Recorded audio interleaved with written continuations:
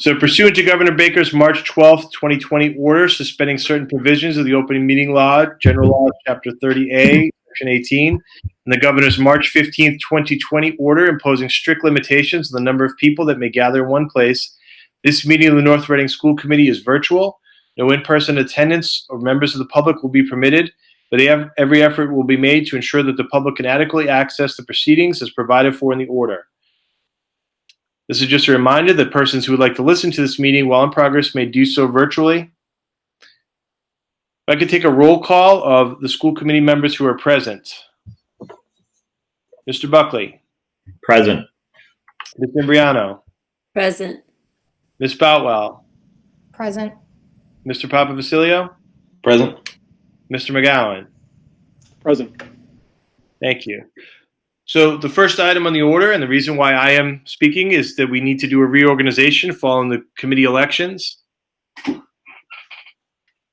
So I would take at this time nominations for the chair of the school committee and the vice chair of the school committee. If Mr. Buckley would so choose, I would nominate him to retain the chair. I would be happy to. I'll second the nomination. All those in favor, Ms. Imbriano, Aye. Mr. McGowan, Aye. Ms. Boutwell, Aye. Mr. Papavasilio, Aye. Mr. Buckley. Aye. Thank you all. Congratulations. Would you like to take over with the rest, Mr. Buckley? Sure. And we're not going to do subcommittees right now. We'll just do the officers. So I'll entertain motions for anybody that would like to be vice chair this year. Having a conversation, I would like to nominate Rich McGowan as vice chair. I think he'll do a lovely job. Can I have a second? Second. Are there any other nominations for vice chair? Okay, hearing none, we'll vote on the nomination of Mr. McGowan. Janine? Aye. Diana? Aye. Chris? Aye. I'm an aye as well. And Rich, will you vote for yourself? Aye. Okay. 5-0. Congratulations. Thank you, everyone. Okay. I'll entertain nominations for secretary this year. I don't know if anybody. Oh, I'll step up because it's a really hard job. There we go. Then I will nominate Janine for the office of secretary. Second. Okay. Anybody else interested?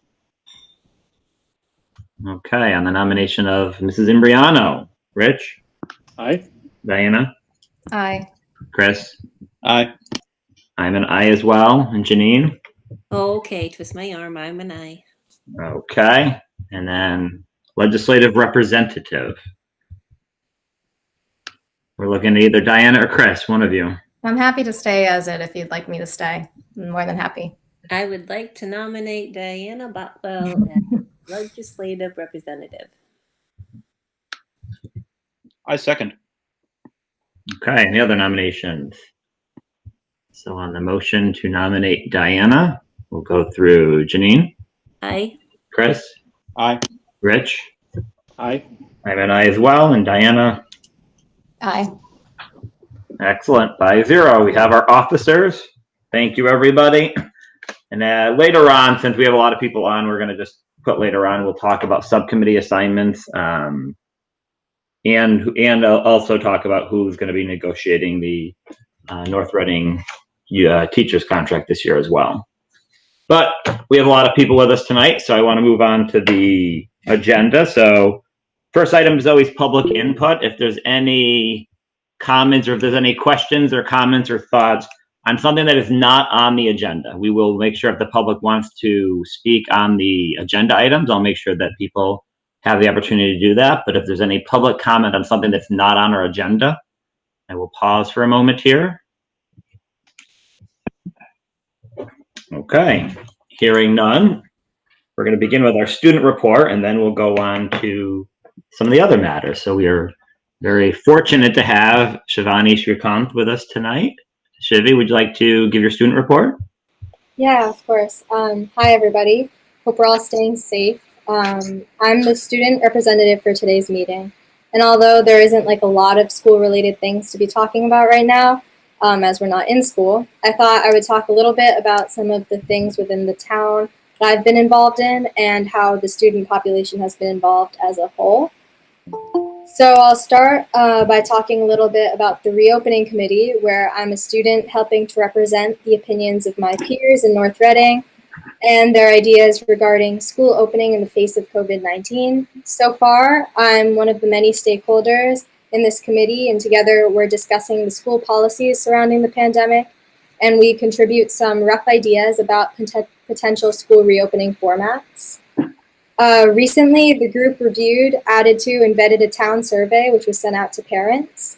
And in a subsequent meeting, the results of this survey were analyzed with regard to the current reopening trajectory.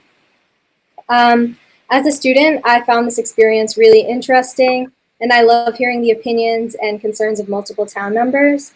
I've also been collecting some informal student opinions on subjects often discussed in our reopening group meetings. For example, my peers' ideas on safety and mask wearing. And I plan on compiling these statements and giving them to Dr. Daly so he can see some other student opinions besides my own. Now I'll move on to another committee that has sprung up in recent times, the newly formed Racial Justice Committee. I was once again one of the many attendees of the first meeting of this committee and was pleasantly surprised by the civil conversation and constructive conversations that went on.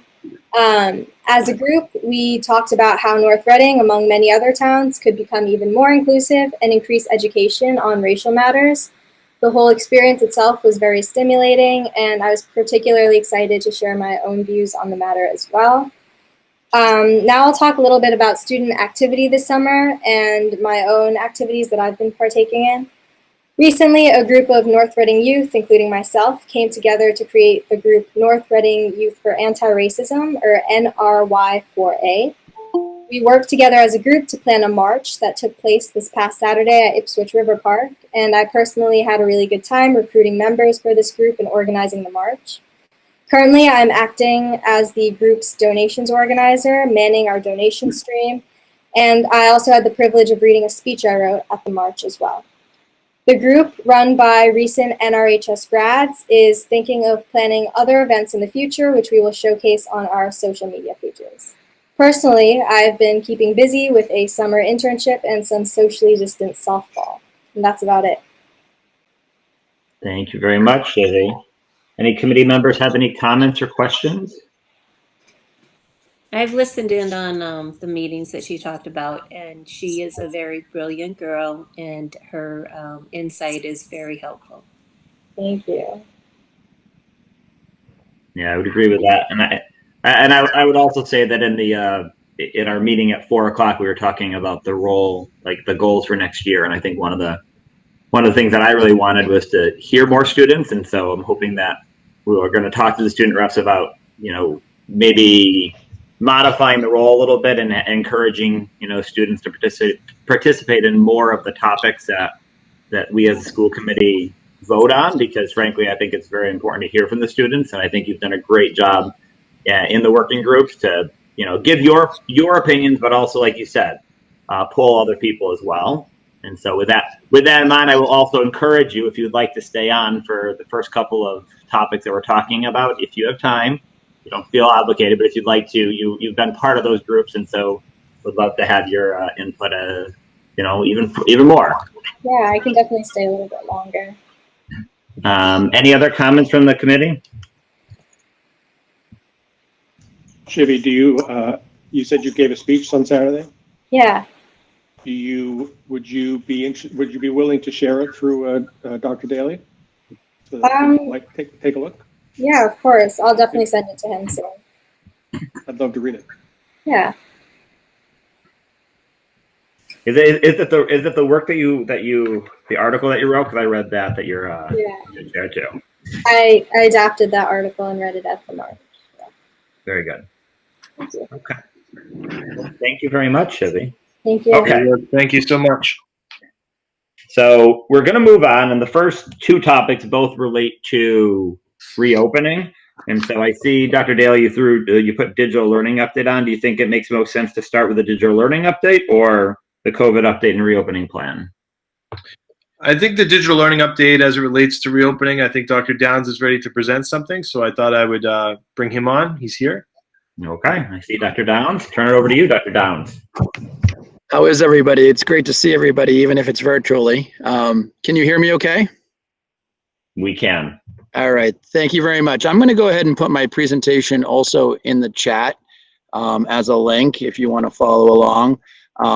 My goal is really, with this presentation, just to give a little update to, some of the work we've done in the digital learning department over the last couple of months, and kind of give some of the, the insights from the digital learning side of just, kind of behind the scenes. So I'm going to go to my presentation.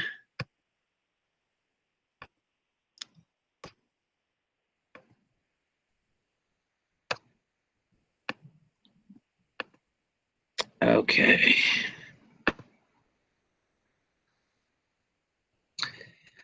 So thank you, everyone. It's interesting to do a July update. I think it's an interesting time of year. Usually we're very busy, preparing Chromebooks and preparing for the new year. And this is definitely a new era in education I think we're entering. But it's coming out of, a very transformative time as well, where, digital learning is definitely at the forefront of a lot of people's minds in terms of how we're delivering education. So I appreciate the time tonight to be able to share some of my thoughts. So with more than just remote learning, we do have a lot of different topics that kind of relate to digital learning from an instructional and also curriculum standpoint that I want to make sure that with our team that we didn't let fall off the radar.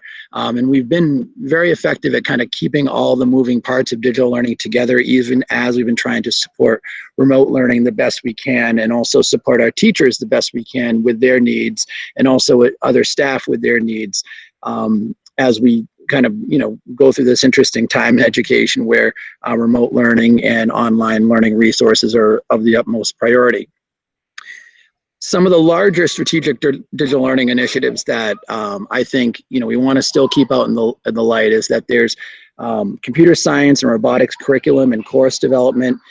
We have that happening not only in the high school seminar, but really heavily within the middle school, and I'll talk about that in a moment, but also in the elementary, where we've introduced a number of robotics platforms and programs in the last couple of years. We're also continuing to try to expose students to STEAM and STEM integration through speakers, our STEM night, our STEAM night, and also Hour of Code activities, of course. And we're also in the planning stages of our next one-to-one rollout, our one-to-one learning, and also our ties with the Maple Organization for Personalized Learning, and how all of those moving parts come together. Of course, we're also working steadily, reviewing all that we may need to do as it relates to remote learning, and preparing not only the devices, and also reviewing resources for educators and staff as we move to more potential remote or hybrid-based learning. And in the big picture, we're always continuing at looking at supporting and maintaining our infrastructure of not only the digital resources, but our connectivity and security across the district. This includes E-rate to help support some of our Wi-Fi access points, filtering and support, data privacy initiatives, and also streamlining our student portal for resources, and also updating it consistently. Our digital learning staff is also moved into almost a new phase where we have a new level of outreach with the community, a new opportunity to share the work with digital learning tools. And also, we had a lot of great department-based and professional development work that happened prior to even moving to remote learning. And as always, we're really looking to support the teachers' use of technology. So some key notes on remote learning. I've had some time to kind of reflect since we moved to remote learning in March, and we've had, several transformative experiences, which I think in the long run will support our staff as much as it's been, taken some time to get us, up to full ramping speed with how remote learning can kind of best support people. we're really steadily working on identifying digital resources to support remote blended and learning instructional models. And we also look to best prepare educators, parents, and students with how to use the tools to best support students, and also to help students also use these tools. Utilizing webinars was a huge benefit that we had during remote learning. I think we had parent webinars, we had teacher webinars, we had staff webinars. It was amazing to be able to connect with almost all educators on some level or another with how they were working to best support the students in North Reading. And it really enhanced our ability to think strategically for remote technical support and supporting teachers with the tools that they were being asked to use. We were able to expand our learning opportunities through the technology, and I really felt like staff had tremendous insights and deep conversations around how these tools can be used. And just to share two resources that kind of came from that time was our extended learning website, which was a great resource for not only early on remote learning with resources to help support parents at home, but also providing resources for helping teachers and parents access some of the Google Apps for Education, and also just notifying parents, staff, educators of just a variety of best practices to help support them while they're working from home.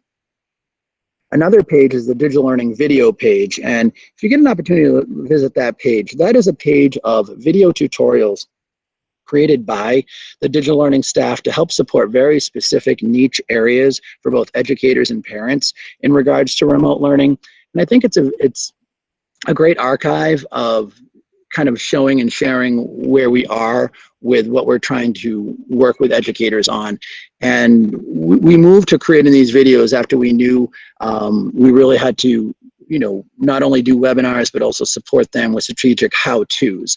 And I think you'll see a number of those how-tos in there, everything from how to access a Google Meet, to how to set up a Google Classroom, to just simple things like how to share a resource. So if you get an opportunity, check out the digital learning video page. And that was something we worked pretty steadily on as we closed the remote learning period, because we knew to think strategically moving forward, we also would want to reflect. In terms of one-to-one and personalized learning, of course, the one-to-one program in grades 7 through 12 enabled enhanced learning opportunities for students during remote learning and also during the school year. We're currently planning the next layer of one-to-one devices to 7th grade classes in the fall, and also planning on a one-to-one learning environment in the traditional classroom setting in 6th grade. And we're also, our commitment to personalized learning continues to support our district educators with a reflective practice and use of digital tools to modify instruction and support assessment with digital tools. And the digital learning's team's support for one-to-one learning also keeps us professionally peaked and on target with progressive learning models and knowledge of the most up-to-date digital tools and resources.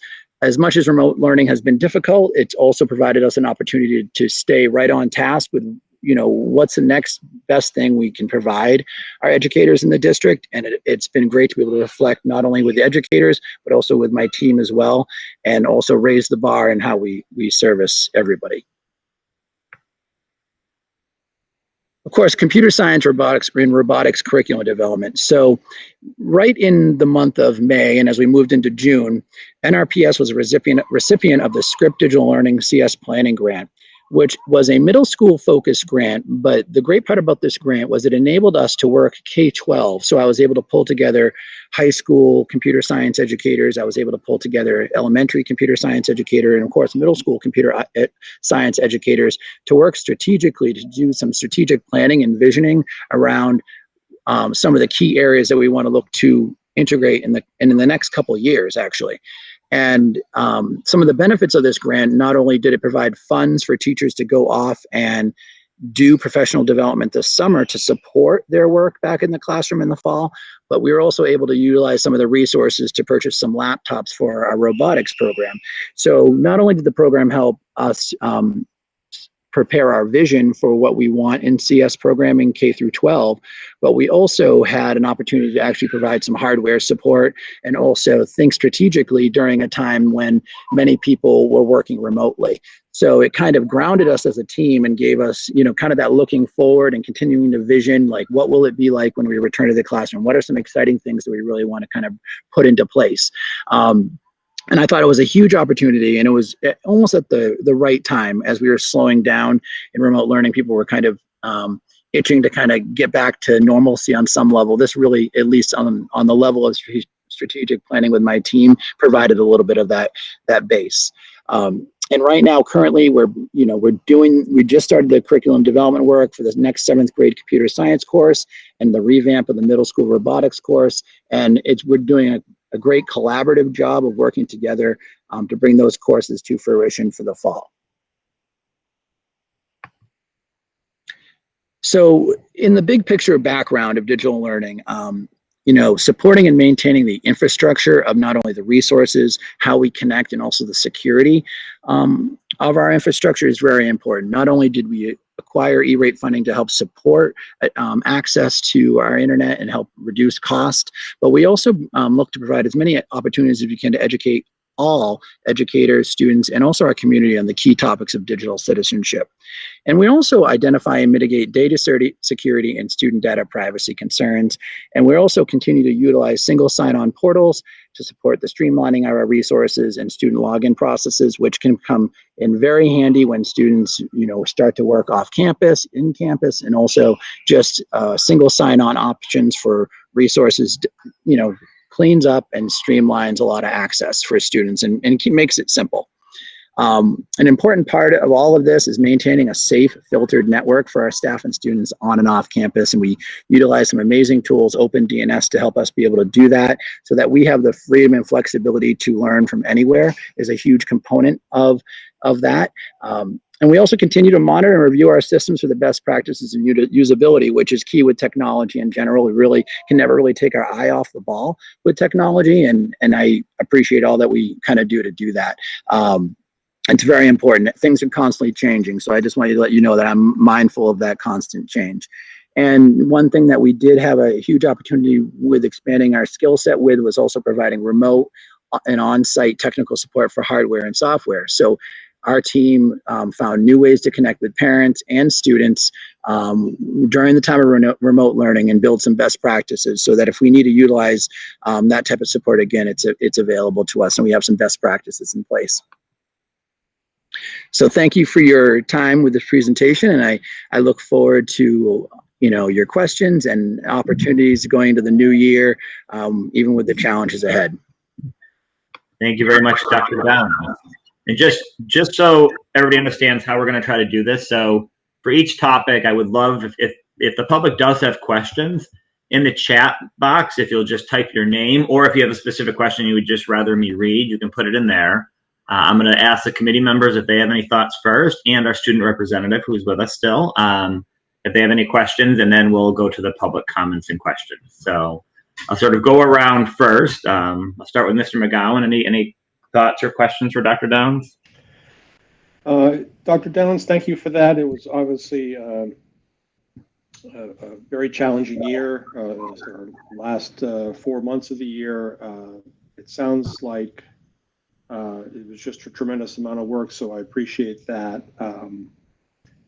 I guess I don't really have any questions. Oh, I know that you guys were in the middle of rolling out some cybersecurity stuff. Where did that all come into play as the school closures and remote learning began?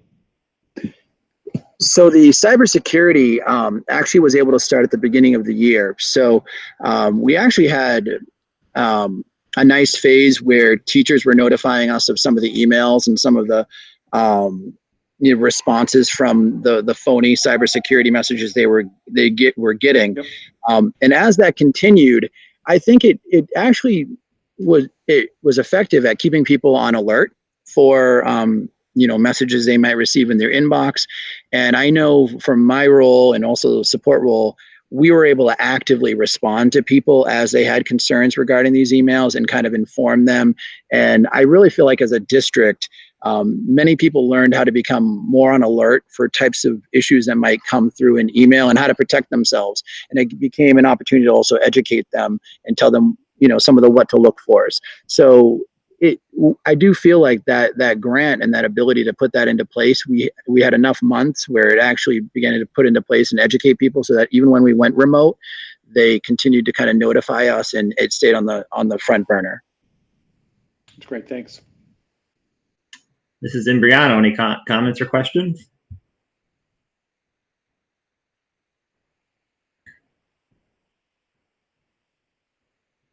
Can you find the button? I found the button. Yay. Sorry, sometimes it takes a minute. I just wanted to thank you for all your hard work. It must have been like crazy these last couple of months. So I just wanted to echo some of what Rich said and give you a big thank you. Thank you, and thank you for your support. I mean, it was definitely a transformative time. I mean, as much as it was difficult on a lot of people, I think we also jumped some hurdles that we, in terms of our learning and working with others and developing our layers of collaboration remotely, that I think will be very beneficial in the long run. Okay, Mrs. Botwell, any comments or questions? I don't have any questions. Of course, I am just as thankful. I think there was so much effort that went into the spring and just even planning as we move forward. So I greatly appreciate that as a committee member and as a parent. So thank you. Mr. Papavassiliou? Sure. I just have one question, which is that looking ahead for the fall, were there any families in over the last few months where they had kids that were too young to qualify for one-to-one and they had issues with devices or didn't have enough to suit several kids' needs at home? Anything we need to look out for in the fall that could use awareness or support? Well, I think we'll put something out in the fall just to kind of double check and make sure that everyone who needs a device has a device, just in case there is anyone out there who needs a device. We've enabled the devices to stay home for the summer. So I'm hoping, that, everyone who needs a device has a device as we close the year. If there's any concerns around needing a device, I encourage people to, connect with me directly if they have a need. I think right now we're in a good position where we, as we need, we can provide them with something to kind of help support them in the fall. So if someone has a need, I welcome them to reach out to me. Great, thank you. I'll save my questions for, and I'll let Shivy. Shivy, do you have any comments or questions? I don't have any questions, but as someone who's a recipient of the remote learning plan, I just wanted to say thank you because I think it's been going really well for such short notice. So. Thank you. And I see a lot of teachers on the call, and I also want to thank all the teachers who came to our webinars and connected with us virtually. And, it was a tremendous period of, real collaboration with a lot of different communities in the district. And, and it really was inspiring to work with everyone and help them get to the, if I could help them get to the next level, or one of my specialists could help them do something, or we were able to help a kid who had an issue with a device at home. It was rewarding as much as it was just to help them kind of move to the next level of learning, based on everything that was going on. Right. Great. Mr. Buckley, if I could just make a comment. Of course.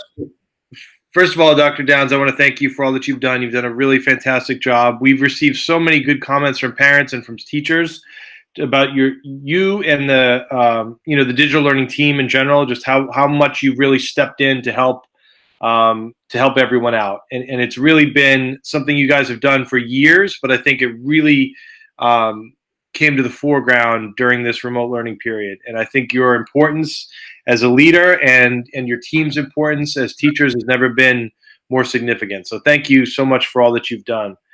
I wanted to just also echo on Mr. Papavassiliou's comment that Dr. Downs and I are working on a grant, which we're going to submit tomorrow.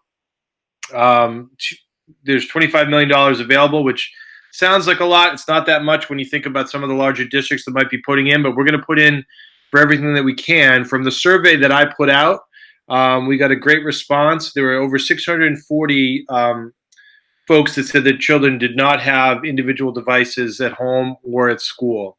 And there were 26 or so families that noted that they had internet access issues at home.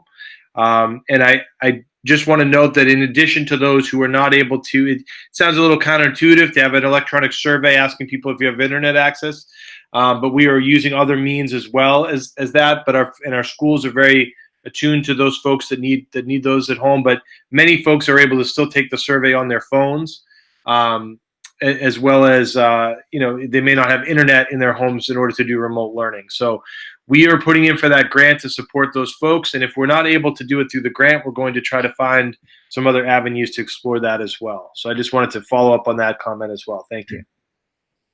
Thank you, Patrick.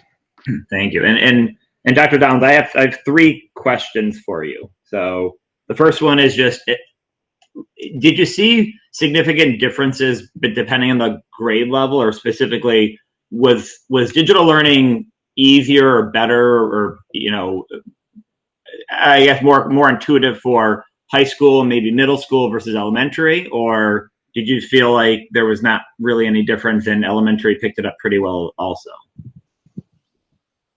It's tough to kind of clump them together, only because they are all using a little bit of different instructional methods. I definitely felt as where we had the one-to-one program, those grades 7 through 12, knowing that those students had devices and knowing that they had experience with accessing resources at home really efficiently, I think that made it easier for teachers to assign them work, and it kind of streamlined, some of the questions, a teacher might have to deliver, or some of the work, they had already maybe had that experience before. So that streamlined some of the work, 6 through 12. In the lower grades, since we had not really worked remotely before, it was a matter of, just identifying how we were going to deliver content.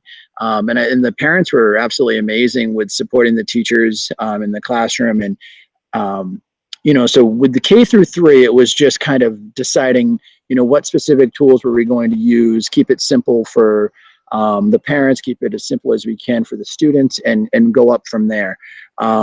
And I think the digital, and in the upper elementary schools, there's been a lot of digital portfolio work with apps like Seesaw and Google Classroom that has been really amazing. And some of that background, I think those teachers who kind of led the charge with that work really helped support the other teachers to start using those resources as well.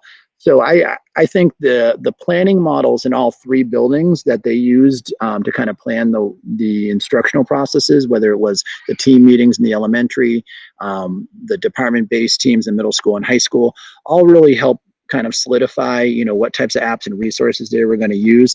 I think every layer, every grade level did have, maybe a specific challenge to overcome, whether it was finding appropriate resources, but overall, the teachers did a fantastic job. And I would say, it really added to, better understanding, how the teachers could shift and adapt their practices. They did an amazing job. I wouldn't say any one level had any challenges that were much larger than any other, but I would say there was definitely an advantage to the level of experience of using Chromebook devices and delivering content that they may have had it already in a traditional classroom in the one-to-one grades.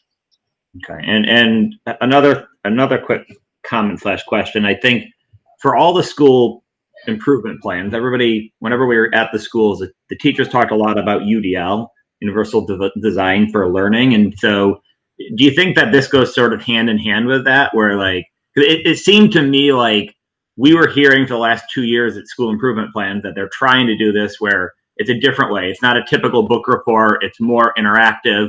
It seemed to really go hand in hand with digital learning. I mean, is that correct, I guess?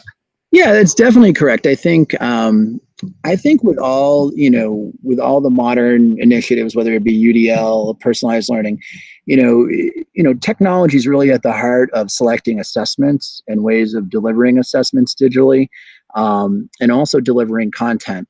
So technology can definitely level the playing field in terms of delivering assessments, and also how measuring where a student is at and finding out how a teacher might need to differentiate their teaching for particular groups of students. So I think anywhere, technology is just a powerful tool to help any initiative kind of get its feet off the ground. I think all the background in the UDL, also elements of social emotional learning, where we really have to key in on how this much remote learning is affecting a student who may work better in a traditional classroom, all goes to kind of goes in the bank now of reviewing our next steps. But it's technology is now at the central heart of delivering assessments and supporting teachers with that. And no matter, and also providing a little bit of the background, how can we best support students with a variety of different types of assessments, no matter, how we want to deliver them. And technology definitely enables us to do that in a variety of different ways. Whether it's with video, whether it's with a traditional kind of multiple choice exam, teachers definitely have choice. And I think with our professional development, I think if you saw the different types of videos that teachers created and the different types of options they presented for students, that ability to have a range of options for students is an amazing benefit to them really teaching the content the way they think they're going to connect with students the best. Okay, thank you. And my last question, this might come back to bite me in a few months, but just thinking about budget, like what is the size of your team? Do you think that, you're stretched too thin? Do you think this is an area where, we really need to, when we're thinking about the budget and we're talking about, going into using this technology more and more, is it an area that we really have to focus on more? Or do you feel like you have enough specialists with you right now that that you feel like you can get the job done with the team you have? I think right now we're okay. I don't think we can afford to lose anyone. I think having the network specialist, having a data specialist, those are key critical positions. A lot of the roles on the digital learning team are essential roles. No one really shares any same role exactly the same. Each elementary digital learning specialist really is an expert of their building. They also become an expert according to what we're trying to do in the elementary schools. The middle school and high school digital learning specialists really develop some deep relationships with teachers around working with those teachers around specific applications and resources. I think right now we're okay. We just can't afford to really lose people. Because every person that we have is really tremendously important, and they all serve a very specific role. Some of it is ensuring our back end, whether it's our data and ensuring that we have proper reporting and also streamlining of our digital resources. Some of it's on the hardware side. I would put that thought out there that, the roles we have, if we were to lose anyone, it does affect how we function. And, we don't really have much room to kind of compensate for each other because we do have such unique roles and we're all kind of wearing many hats in what we try to do. Perfect. Thank you. So if any members of the public do want to speak, you can jump in now. I'll just read. Heidi had typed in, that thanking you, saying these are excellent points, Dr. Downs. Computer-based adaptive testing is used in many other states due to its ability to personalize learning and accurately assess student strengths and needs. So I don't know if there's anybody else from the public that might be on the phone, or I'll pause for a moment here. And if not, I will thank you, Dr. Downs, for the update. And I will go back to Dr. Daly to move on and talk about, COVID-19 and the reopening plan. Thank you. Thank you, Dr. Downs. Thank you. All right. So I just wanted to start. I think that we might have a lot of people here for this topic. So I just want to start off by clarifying where we are today. You're certainly going to learn a lot tonight, but on the agenda, because of the way it was written and the time it was written, we talked about a reopening plan vote. And so just to be clear, what we're actually talking about tonight is not the final plan for reopening. And we are talking about a vote and a discussion. We may actually reconvene at another time on the vote. The timeline is between now and July 31st. We have to submit something to the department. What has come out since I shared this agenda, it's basically it's more like a questionnaire with 4 or 5 different items. And so we're going to talk a little bit about each of those items tonight, and we're going to discuss. I'm not sure that we're going to hold the vote if it's not necessary. I do want to bring back what I submit to the committee I would like to bring that back before the 31st in some way if you feel that that's appropriate. I want to make sure that you're involved in what is submitted to the department. But the department is really using this to gather data to see where schools are and where the thinking is. And I can say, as you can imagine, this is changing every single day. So I can tell you the sense that I have now and what I'm hearing from others in other districts that I speak with, as well as when I share this. The department then will give us feedback on our ideas. And in the meantime, as we're waiting for that feedback, we are working on a more fully developed plan, which is then announced on or around August 10th. That is the day when I will be then, that is the document that we're sharing out widely. And so the department has asked that we don't share the early ideas of the plan too widely. Obviously, it's being discussed in public. Obviously, we have our stakeholder groups and we are talking, but there's a difference between that, I believe, and sending something out as the official reopening plan. And they're asking us to hold off on that discussion until around the 10th. They want to make sure they have a chance to weigh in with any of the latest information around reopening, and they also want to make sure that they have a chance to provide us feedback that we can incorporate into our plans. So I can imagine that there are folks that, if you're here to hear exactly what's going to happen on September 8th or 9th, you probably won't hear that today, but you certainly will hear a lot of information. There will be plenty of questions. So I see there's a couple of questions, Mr. Buckley. I don't know if you want to take them now or we can continue. Oh, whenever you want. I mean, I think you can go to Mrs. Kopke's question if you want to start with that. Sure. So Ms. Kopke asked will DESE review and provide feedback on every plan? I don't know that. I don't expect that we're going to get feedback on every plan if it's approved. My guess that they will probably point out to us if there's not. So essentially what they've asked us to do is the first thing was to look at 3 different models and provide feedback on all 3 models, because we may need to do some aspect of all 3: full in-person, remote learning, and hybrid learning. We may need to do aspects of all 3 throughout the year, and so they've asked us to prepare what that would look like in our district. And I think their goal is to gather how many districts feel that they can support in person, how many feel that they would be better starting with hybrid, and how many feel that they would be able to do remote learning, and what they would need to do each of those successfully. So that's the information that I believe they're looking to gather at this time. So I imagine that if we provide our feedback, our information, that if they have a good feeling about what we suggest, we will probably just get it approved and we wouldn't get substantial feedback. But I really can't venture more than that at this time. So what we asked our principals to look at, and so let me just back it up a little bit. We formed a reopening group kind of proactively before any of the guidance came out. That group is representative of many stakeholders from across the district. We have administrators, teachers, paraprofessionals, secretaries. We have our school nurse is on there. Our school physician is on that group. We have a representative from the Board of Health who regularly participates.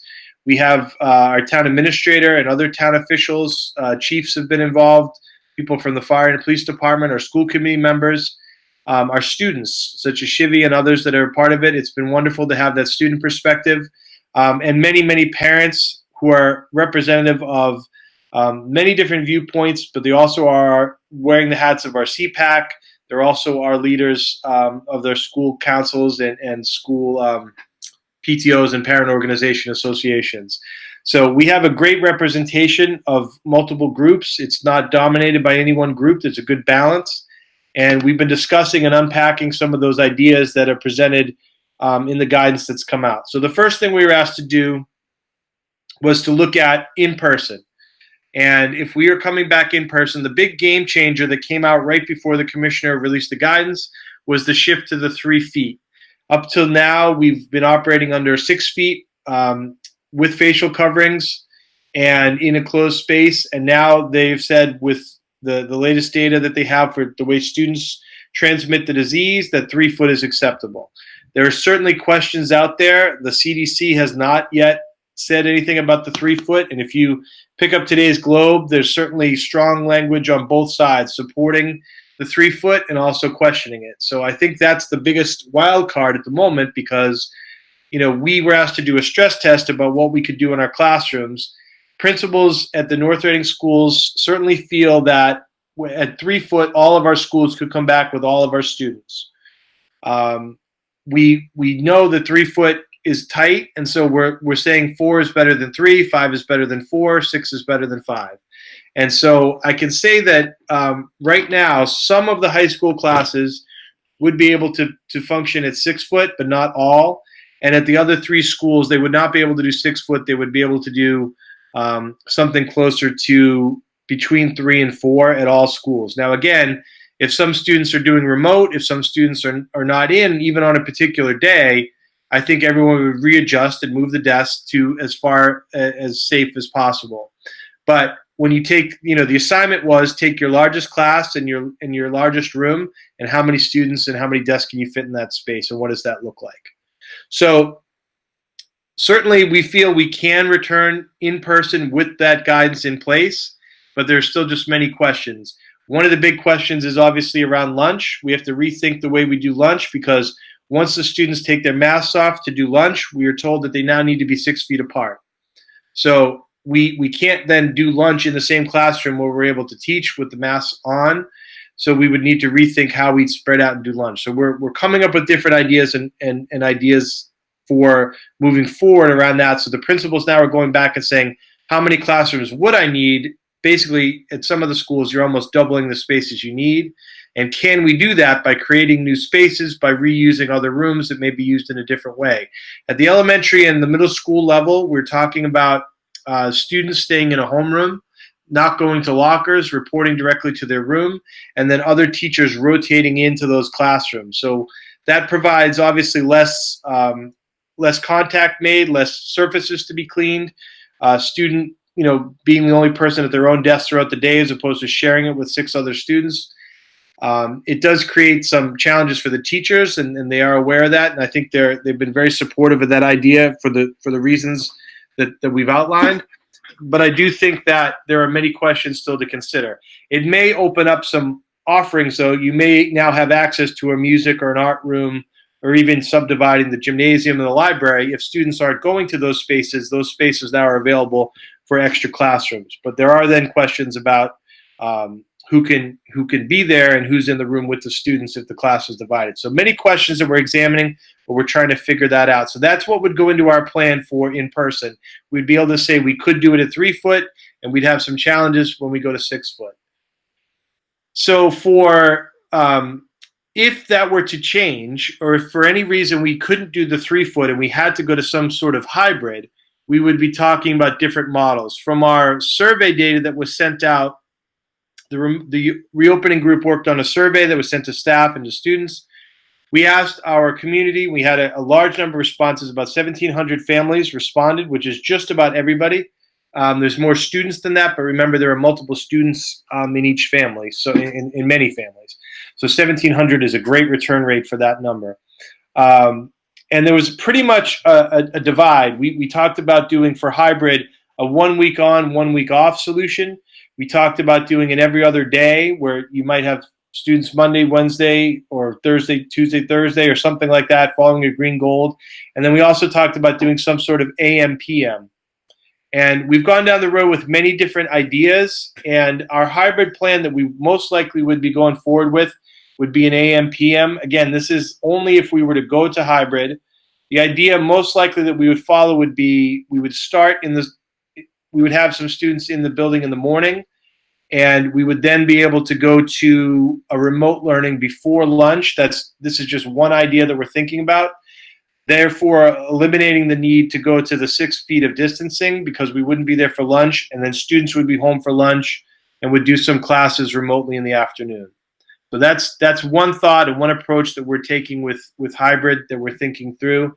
By going to the AM, PM, it also, if we did need to get into something where we had to be more than 3 foot all the time, by thinking in terms of a hybrid that way, we could also think about having one cohort in the morning and one cohort in the afternoon that then flips.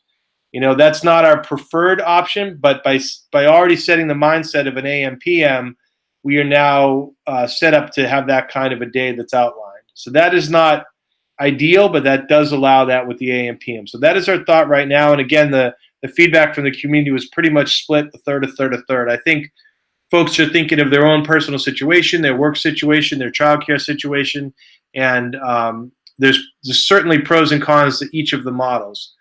But that would be what we would put forward for hybrid.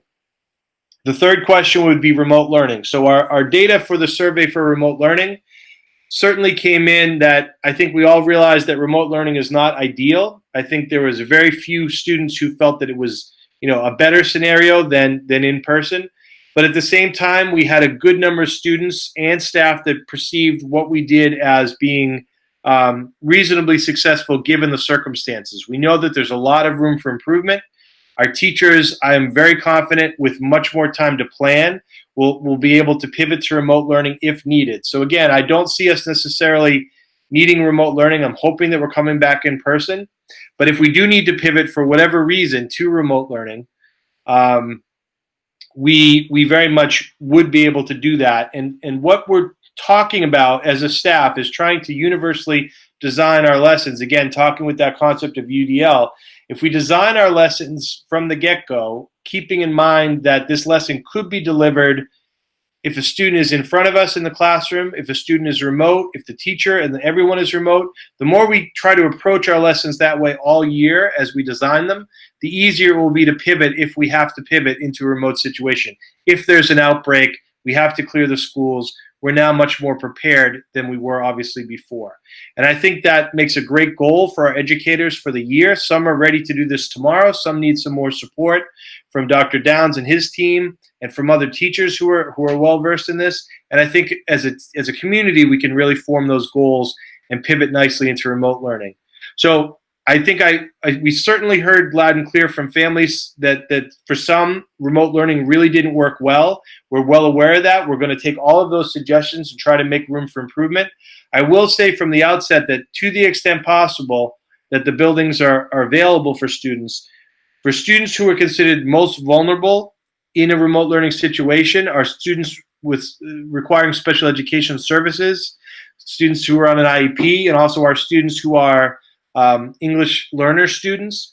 Those students would, for the most part, stay in school all the time, with face-to-face instruction.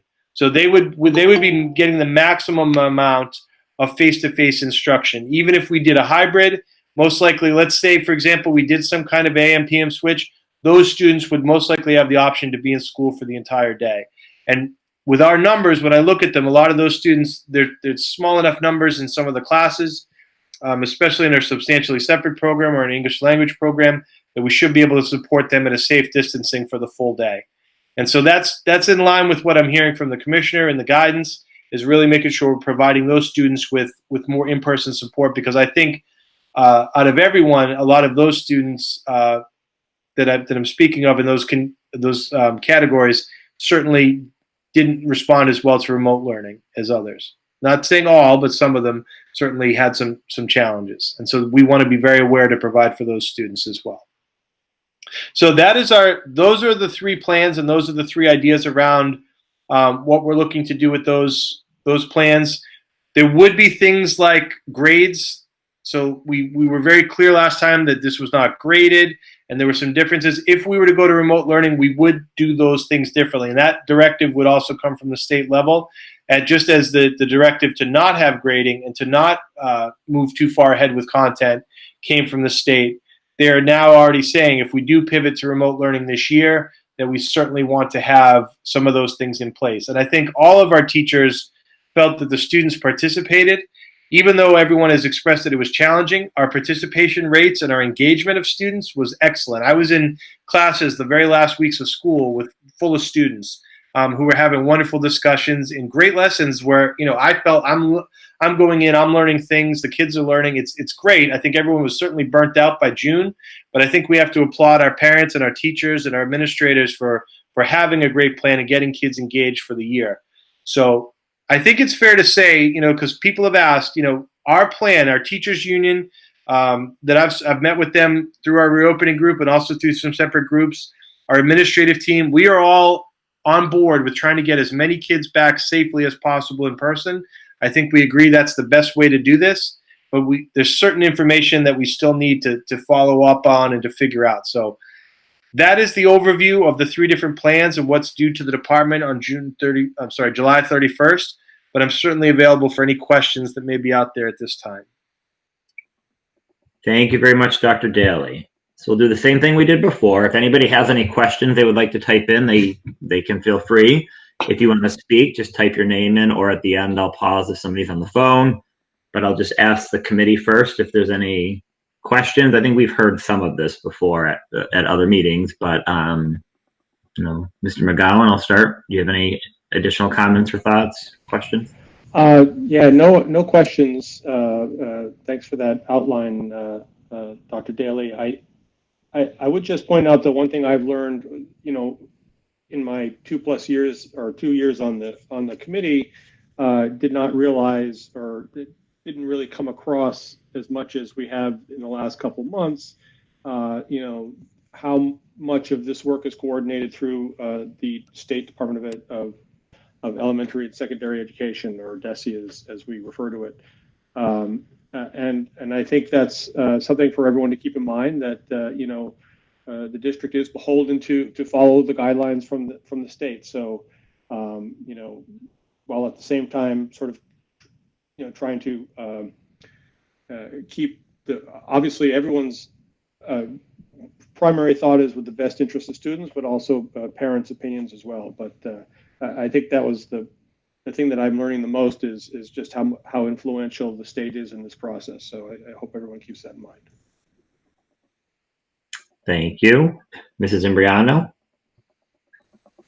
No, not so much questions, just, a comment. Like I said earlier, I've been sitting in on these meetings just to follow along, and the work he's done is phenomenal. I'm not quite sure, how he gets it all done. So just wanted to say thanks. Thank you. Thank you. Mr. Buckley, should I take the question? I didn't speak to the PPE. Sure. I just want to be very clear. We've done a great job. Michael Connolly obviously has been looking at the PPE. I mean, if I could show you the amount of emails I get with folks selling PPE to us, but we were very ahead of the game. We've ordered masks for students, PPE, protective equipment for the nurses. We kind of spearheaded a group of local districts to order some clear masks it's not going to be necessarily, not every mask that we have is clear, but we did order quite a bit, sort of that universal design approach again, that a clear mask allows students who we need to see their faces. And for teachers, we have some teachers and students that are either visually impaired or audibly impaired, and they want to be able to communicate, and the clear masks are a great solution. So we have some of those as well. We certainly are outfitting our nurses' offices. If you looked at the protocols, our nurses' offices are going to be separate and distinct from a COVID incubation, or I'm sorry, I keep saying that, a COVID containment place if students test positive. And so we certainly have those as well. So the question here is just about medical staff for the fall. We did receive some funding for support around $50,000, much smaller than a lot of other places, but we're looking to use that to support digital learning and also some additional nursing staff. And I'm in conversations with many officials and with Michael Connolly as well to try to get some plan for some floater nurse supervision and support for this year. So we certainly will have that. There is something that's not in the guidance anymore, and it's sort of out of favor at the moment, is this idea of taking temperatures at the door. That piece of it has certainly changed as the guidance has come out, but we certainly do need some nursing support. Students and families and staff as well overwhelmingly said that they have access to cloth masks or masks at home. So students would have masks that they would wear into the building during the day. But we will have some other supplies on hand. We're going to have massive amounts of cleaning disinfectant products, hand sanitizer, and all of that's going to be very clear and laid out. But I can assure you that we are well ahead of all that. We've actually been doing that since March, but we have additional sanitizing. We have additional cleaning. We're going to contract out for additional cleaning in addition to the great work our custodial team does, because we feel this is sort of above and beyond. So we're doing that as well. So in addition to that, we are also anticipating some COVID relief funds that will additionally be coming in that will cover the cost of some of these items, which is very much needed. And I did mention earlier as well a technology grant that hopefully we can put in for as well to get some assistance with the device and the cost there. So I just wanted to clarify that for everyone as well. Thank you, Dr. Daly. Mrs. Boutwell, anything? Yeah, so I had just a couple of questions and a comment, and then before we close sort of the public comment on this topic, I received a letter of someone that would have liked to attend the committee tonight to speak. It will take me a few minutes to read through the letter, but I promised her I would do that, so I'd like to do that towards the end. But speaking for myself, Dr. Daly, I just had a quick question. I didn't get the opportunity to ask this in this morning's meeting, but some of the data that you looked at in terms of the feedback around remote learning, was there any cut of the data around the grades of the school, for example, looking at feedback from elementary school versus high school and middle school? So we're still in the process of disaggregating that. Parents did have the opportunity to report on more than one student. And so when we look at what worked well, that's what I'm working on with the principals now, is to disaggregate it a little bit, to look at that data by school. And we could even get more micro than that, but at least for now, we're going to look at it by school, because that was something that the reopening group, the parents on that group brought forward as being a real, they felt in some cases it worked better at one level than another, for example. And so we wanted to disaggregate. So we are able to do that. I don't have that to share out yet by school, but I do have that, and we are doing that as a team. Okay. No, that's great to hear, because I do know, I think that probably will be very telling. I think it works quite well for certain grades and then disintegrates more for some of the younger grades. Yes. And then I know that there is so much going on right now with this planning. I mean, just even to see how far we are in the summer, and things are still, in flux and just going through DESE's sort of process.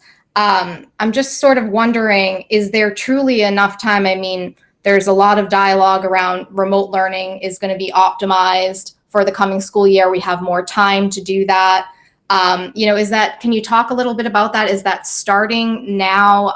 The school year feels like it's going to come upon us very quickly. And I'm just curious, is there truly enough time to do all this other planning? And I'm sure teachers are involved in that as well. And then asked to, optimize the remote learning to make sure that it's really fitting the needs of the students at large. Sure. So, I mean, I'm going to answer this a little bit as a reading the tea leaves kind of response. I certainly felt a strong push. I think originally we were thinking it had to be hybrid, because the only way to get 6 foot back, 6 foot of distancing, was to do some kind of hybrid. Then when they came out with the 3 foot guidance, I certainly felt, as did many other districts, that, we might be going back in person. This is what it might look like. I think the longer this goes on, because there's been some pushback on the 3 foot from various constituents, because, and I'm not saying in North Reading, I'm saying across the state. And I think because there's also just some concerns about the timing and those things. I'm hearing from a lot of districts about that if they had to choose one right now, it would be hybrid to start the year. And that's what they're proposing. And the way that looks, we originally were told, 85 to 90% of what we were told would be directive. A lot of it has now been left up to individual districts. So there are some differences from district to district. A lot of the superintendents are trying to come together to make decisions about what things look like, about what expectations look like, and we're trying to do that to the best of our ability. But I am sensing a lot of districts still leaning towards a hybrid at this point. That might all change tomorrow when I'm in my next meeting with folks, because it is changing quite a bit. I do appreciate what you're saying too about, the timing of it. It's very difficult to come up with a plan, but they're trying to get that sweet spot. I guess that's where the August 10th is coming from, because we do have the benefit in North Reading of not starting till after Labor Day. I think others that are starting in late August are really feeling the crunch that a decision has to be made. And so, I think we will benefit a little bit from some of those decisions. I will say that there is certainly proposals from the Mass Teachers Association. And one of the main things that's in their proposal speaks to a phased reopening. And a lot of us in the superintendent role, and it's certainly in North Reading, and I've talked with our Teachers Association, I can see why that would be a good idea, just like we phased into other things. The concept of even though we all agree that we want to bring all students back in person if possible, to do that, have all the teachers and staff start on September 8th, and all the students, 2,500 students, show up the next morning on September 9th, with 1 day of basically the teachers understanding what the room is going to look like, and the way to enter the building, and the way to walk, and what lunch looks like, is quite an ask. And so I think we're going to probably hear at the state level some suggestions about ways to phase this in a little bit. And I'm also thinking that at a local level, we may be able to do something that allows us a small amount of time. Again, not a large amount of time, but a few days, maybe up to a couple of weeks, something like that, to slowly phase in to something more that's all district. So that's where I am here on July 20th.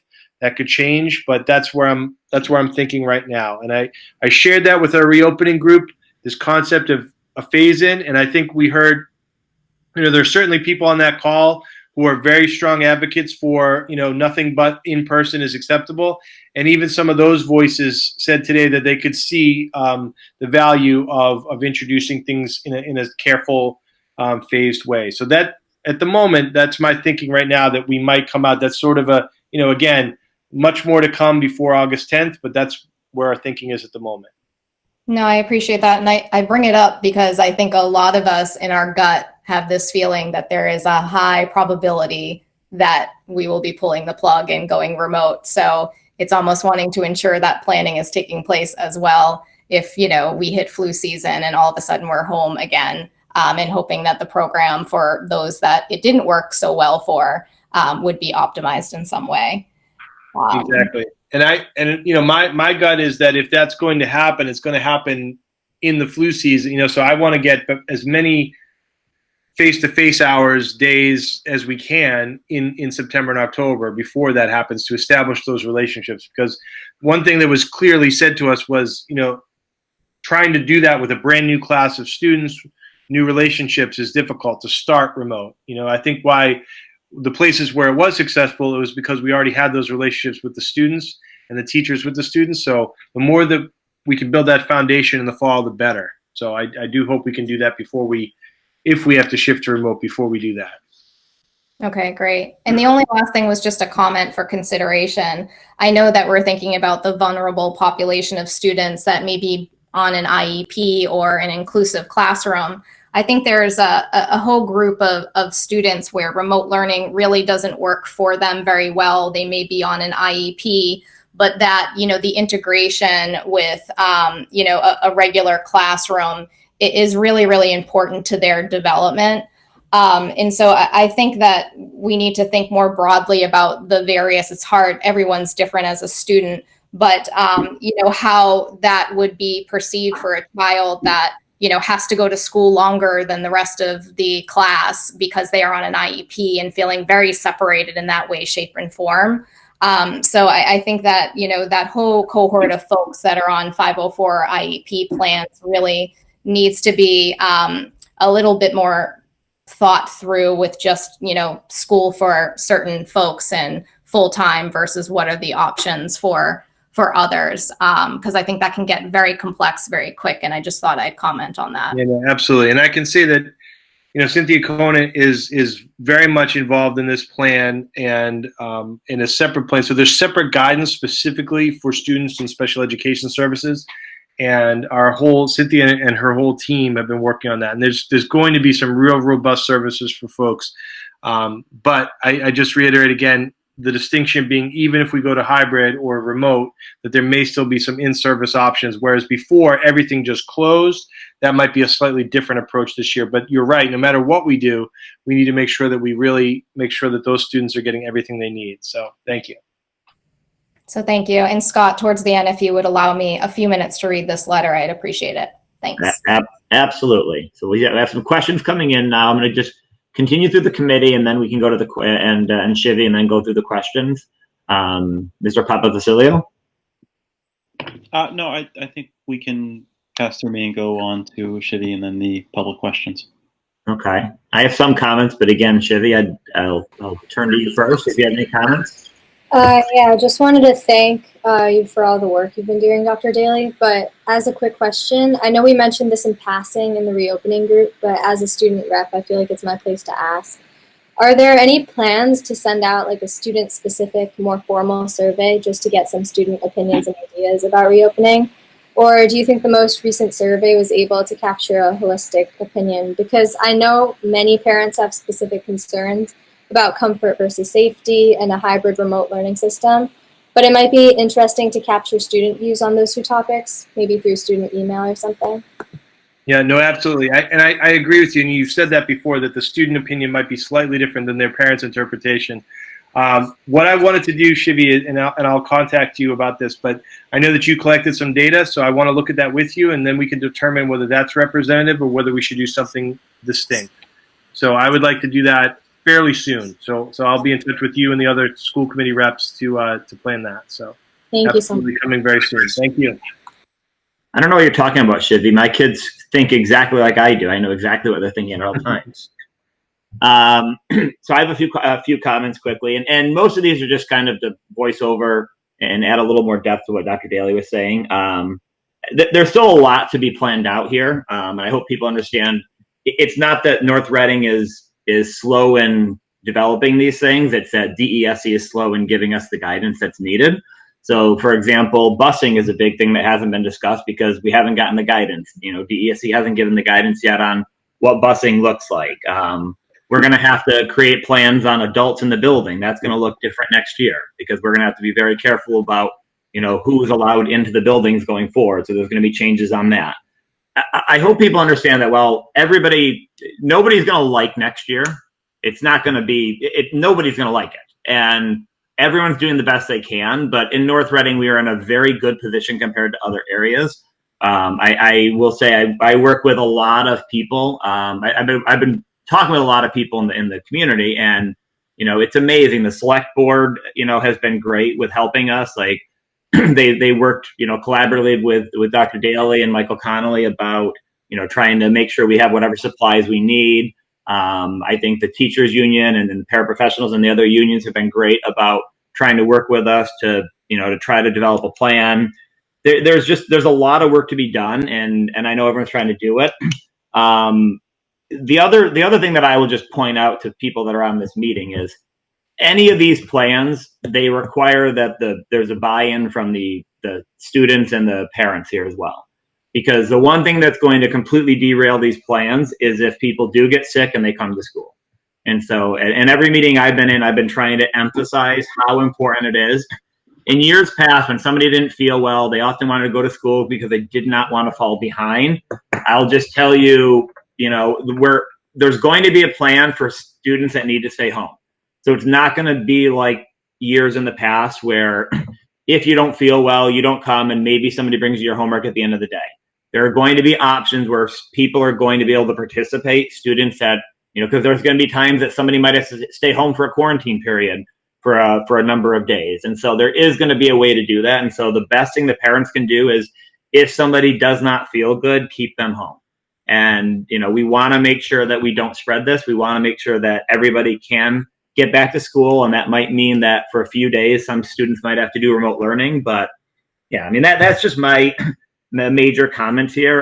There's a lot to still be worked out, but you know, I think there's a lot. I appreciate all the conversations that Dr. Daly is having with, you know, everybody, and I can see behind the scenes a lot of over communication, and that's the key to getting a good plan, is to have a lot of communication. So Mr. Bucket, go ahead. Would you like me to address some of the questions that have come in? Yeah, that's what I was going to say next. Why don't we read through the questions, and then we'll go to Diana for the letter as well. So Ms. Gabriello asked, what kind of communication can parents expect once things are finalized around 8/10? Do we anticipate there will be much as far as specifics still up in the air? My hope is to have that plan should be more comprehensive from what I've seen, what's been outlined, and it should have a lot of detail about what school will look like on the 10th. I think at that point you're a month away from opening, and I think we should have a lot of questions answered by that point. And I think, honestly, if we don't have the directives we need from the state, I could see that we would have to make a decision here and kind of make our own decision. But I'm confident that by that point, from everything I've heard, we would have enough information to make sure our plan is in alignment with what the state's putting out there as well. And I will try to provide as much specific information as possible. And if parents do need to do anything as far as remote learning or being home with students, I want to give as much lead time. So any decisions that are made around that, I want to give that lead time to folks so they can, if they're working families or have to make childcare arrangements, that they're able to do so. So that's very important, and I want to make sure that's out there. I want to have as many specifics as possible around that time. Dr. Daly, the one thing that I would add to that is, if parents are interested in what some of these plans are going to look like, I encourage them to look through the DESE guidelines and the protocols. I think you've done a very good job of sending them out, sometimes to the entire community. But if you look, like, for example, on Friday, I believe there were protocols that went out where this is just what the state is saying. If somebody tests positive, this is what's going to happen. And so a lot of these protocols are what's going to be put into the plans. And so a lot of the information that is being used to create the plans is out there if parents want to look through it and read it. Thank you. Ms. Kopke, I'm not sure if she's asking a question or she may be just restating in-person 3 to 4 feet at elementary, middle school levels, not switching classes. Lunch is a question. 6 feet is possible for high school, so switching is possible. A hybrid AM PM schedule for all levels, and distance learning will be all online. High need students top priority. So I think that's a nice summary of what I said. Ms. Kopke, did you have a specific question related to that, or were you just helping to restate it? Yeah, I was just trying to recap. Thank you. That's well said. I appreciate it. Okay, thank you. Ms. Mantier, so the question is about would all students attend in the AM and then go home for lunch and remote lessons in the afternoon? So that's one way to think about hybrid. If we're operating within the 3 foot, it would allow us to have students in the classroom in the morning, and then because of the lunch situation, we could go home and do remote learning in the afternoon. So because we have to come up with a plan for remote, we're thinking that of the multiple options, that the AM PM provides the most flexibility, because in addition to what I just described, you also could do something with the AM PM where if we had to have half the kids in the morning, half the kids in the afternoon, that we could do some kind of a switch. So we certainly are not at a place where we've decided exactly what an AM PM would look like and who would be in which group and all those things. But since we have to come up with a plan for hybrid, that is the one that the Administrative Council has said makes the most sense, as opposed to 1 week on, 1 week off. We felt that obviously the educational driver of that, we thought that having, contact, the in-person contact and the remote contact every day, as opposed to an entire week of contact, an entire week of separation, we felt that wasn't at this time as good an option. But again, we're still reviewing those plans between now and the 31st, and then we're going to get feedback on them from the state as well. Something very important that I don't think I said, I'm sorry, I was remiss in saying this. We absolutely will provide support for any students who are not able to attend for reasons that if they are feeling that they are not able to come to school because of this, up to and including just discomfort and not being comfortable and vulnerable for health reasons or for any other reasons, we will provide remote learning options for them.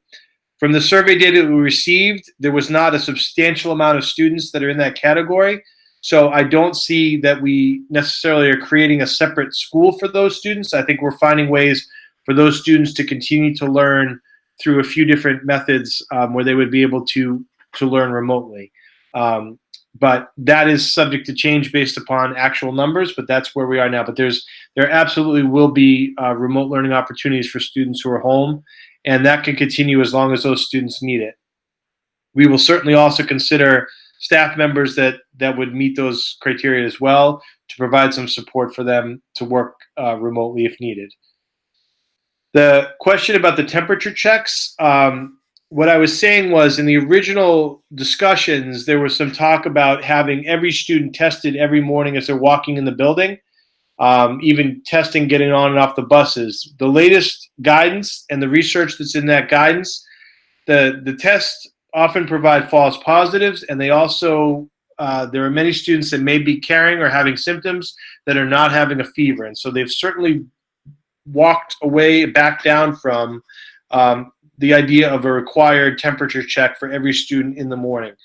That's not to say we're not going, if anyone has any kind of symptoms at all, we certainly will have procedures and protocols in place. But when we look at the latest documents that have come out, I have not seen, I'm looking at it right now too to see if it's in the most recent, but I've not seen any updates on the temperature guidance. Mr. Genova, was there anything more specific around that you were looking for?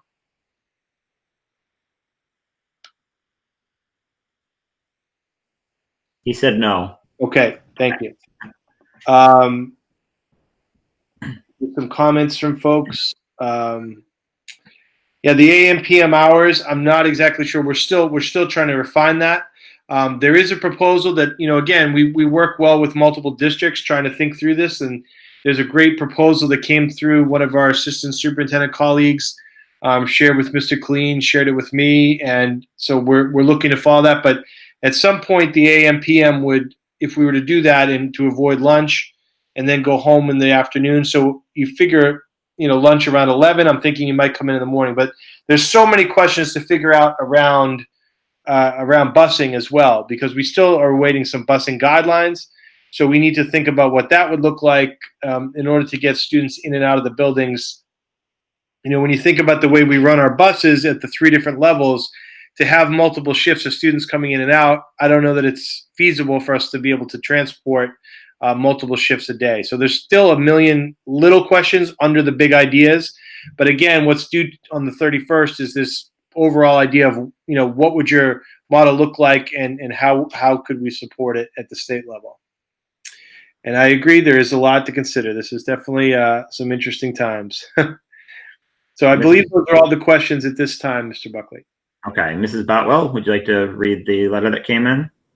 Yeah, sure. And I'm sorry, it will take me a couple of minutes just to read through this, but this is from a community member that many of you may know, Lena Simone. She's a parent of an incoming freshman, and she's been a North Reading resident for 19 years, and she's a current PA board member and has been on the PA board for about 12 years. As you know, I'm going to preface this by saying, and this is my words, there's been a lot of advocacy around reopening in general, and I think that when you go to advocate at the state level, they tell you the districts have control, and then you go and advocate at the district level, and they tell you the state's running the show. So I think people that are advocating in any forum that they can to get their voice heard. So I'd like you to know that this is a letter of advocacy. We've been talking a lot about tactics, but this is more at the high level, strategic level. So her letter reads, I'm here to advocate for the full reopening of schools. The American Academy of Pediatrics has stated, we recognize that children learn best when physically present in a classroom. But children get much more than academics at school. They also learn social and emotional skills at school, get healthy meals and exercise, mental health support, and other services that cannot be easily replicated online. Schools also play a critical role in addressing racial and social inequality.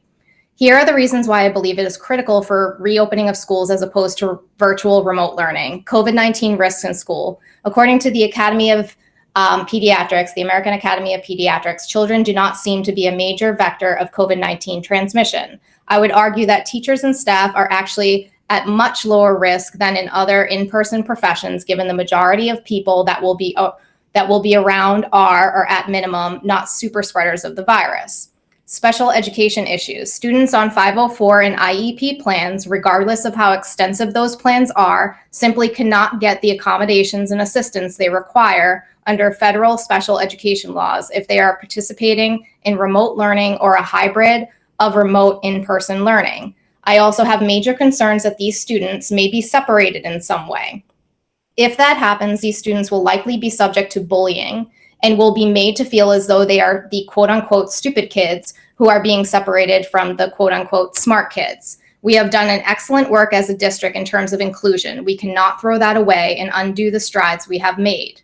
Mental health risk. Prior to the pandemic, anxiety and depression rates in young children and teens were already on the rise. Since the pandemic began, calls to federal and local mental health suicide hotlines have increased exponentially. She gives quite a few stats here saying that people in emotional distress have increased by 891% from April 2019 to 2020. Calls just in 1 month from February 2020 to March 2020 have increased by 338% and so on. We have done so well in terms of promoting social and emotional learning, yet we are ignoring this critical crisis that is affecting our kids due to the pandemic and due to the cutoff from their schools and peers. Overall safety of students, schools often function as the only safe place for children. Teachers and staff know how to recognize the signs of abuse. Calls to local DSS agencies are significantly down down since the pandemic began. Do we really think that abusers have become less abusive during this incredible, stressful pandemic? Finally, per the CDC, we have just passed the 11th consecutive week of declining percentage of mortality due to the COVID-19 here in the US. Consider also that those numbers are still declining, even keeping in mind that if a COVID-19 positive individual dies of a clear alternative cause, they are still counted as a COVID death. Also, there has been massive increase in testing, not only in the US in general, but also in Massachusetts, yet we have continued to experience a decline in mortality percentages. I ask that the superintendent, as well as the school committee, please take this information into account when making decisions for our district. I am happy to provide links to any of the above information. Thank you, Lena Simone. So I appreciate your time. I told her I would read this and she wasn't able to attend. So thank you for allowing me to do that. That's Perfect. great. Mr. Buckley, could I respond? Yep. So I just would like, if you can pass along, or if she hears this, I really want to thank Ms. Simone for sharing those thoughts.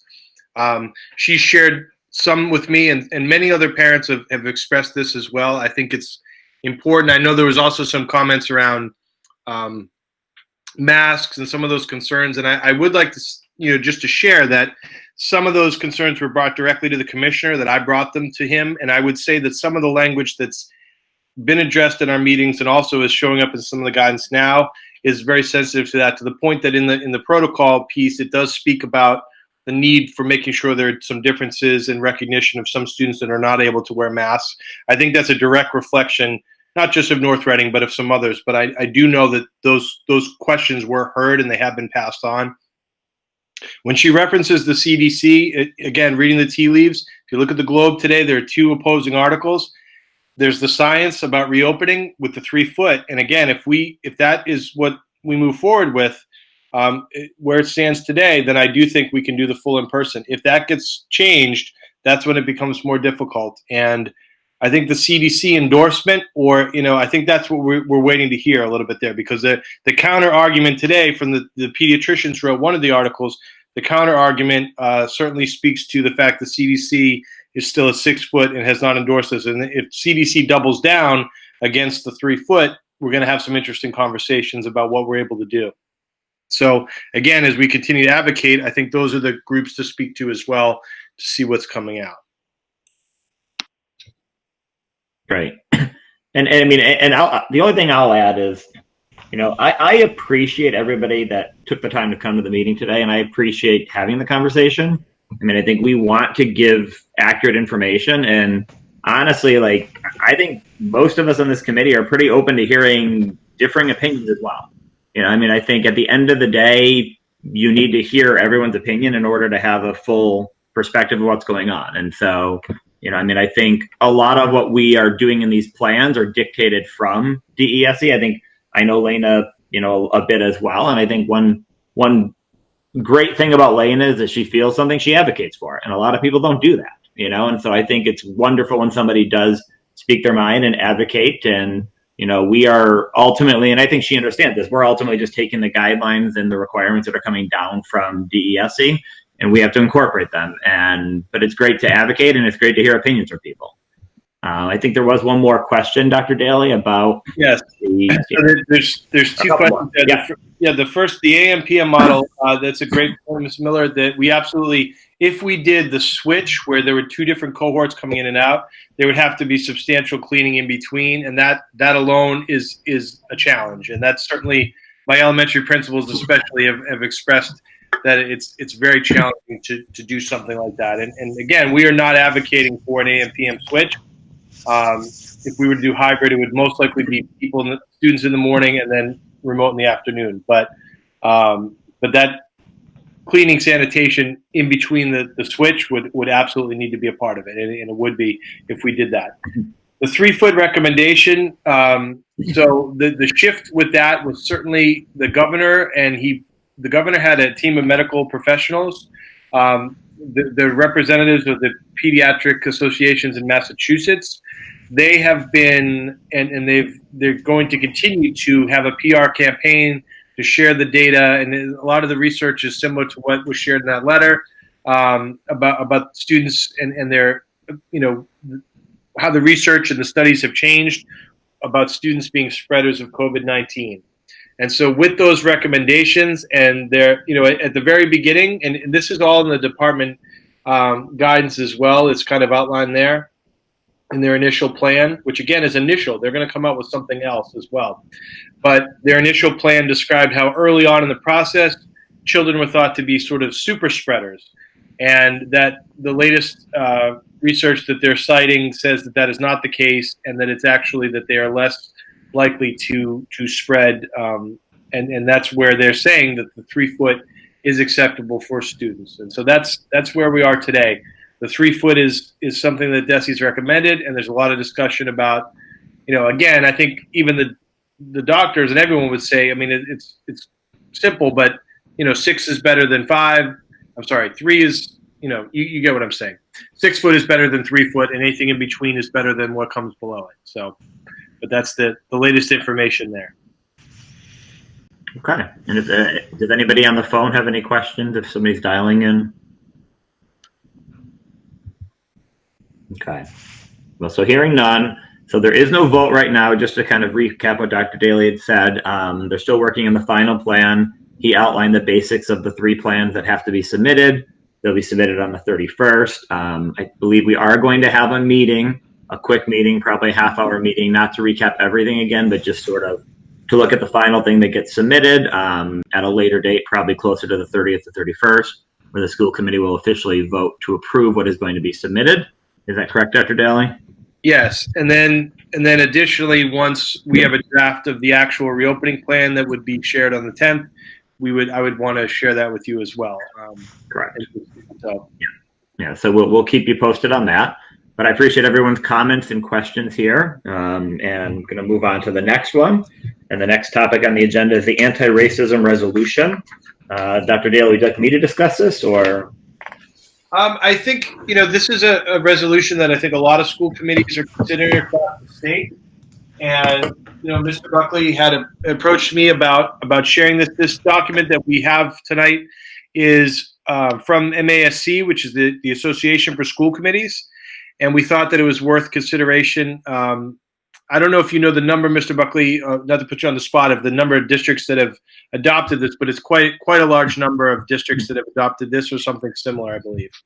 Yeah, I'm not sure. I don't know if Rich, I haven't been following along on the spreadsheet, but yeah, many of them have been adopting this resolution. I know the Hornets Against Hate group here in North Reading is trying to do some advocacy and trying to really make sure we're looking at this. I know that we formed the Racial Justice Committee to try to look at some of these issues, but this seemed like a very good resolution to consider. And so, Dr. Daly, do you have it where you can maybe put it on the screen if people want to be able to read it?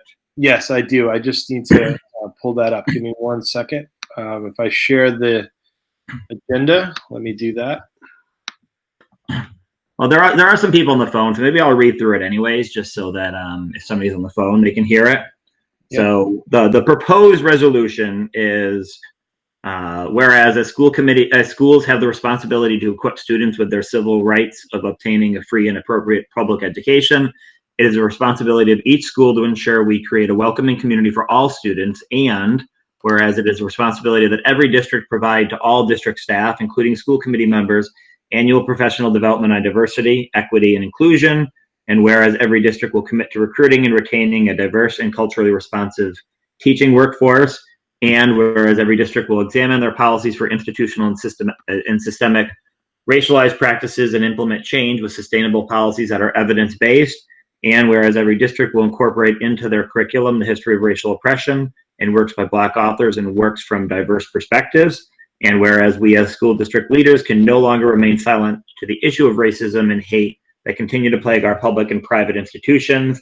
Resolve that North Reading Public Schools and all school districts in the Commonwealth must guarantee that racist practices are eradicated and diversity, equity, and inclusion is embedded in practice for our students, families, faculty, and staff.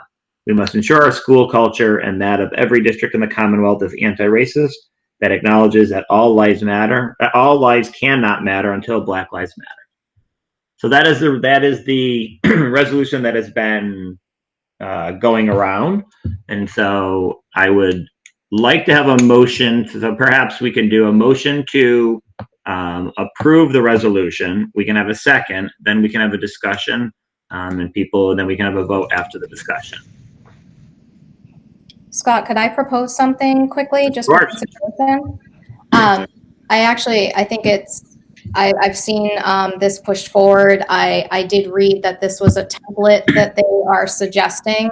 I'm happy that we are going to adopt something like this, so I appreciate it being put forward. The only thing that comes to mind for consideration before we move forward with a vote is the last line of the resolution. I would like to advocate that we end that line with, we must ensure our own school culture and that of every district in the Commonwealth is anti-racist, period. Which for those on the phone says that acknowledges that all lives cannot matter until Black lives matter, really pushes forward somewhat of a political stance that I don't think we want to cause a divide as a school committee. I don't think it's really in our remit.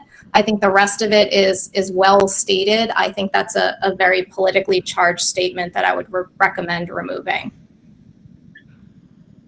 So why don't I suggest this? Why don't we have a motion? I'd like to have a motion to approve the original resolution and a second on that.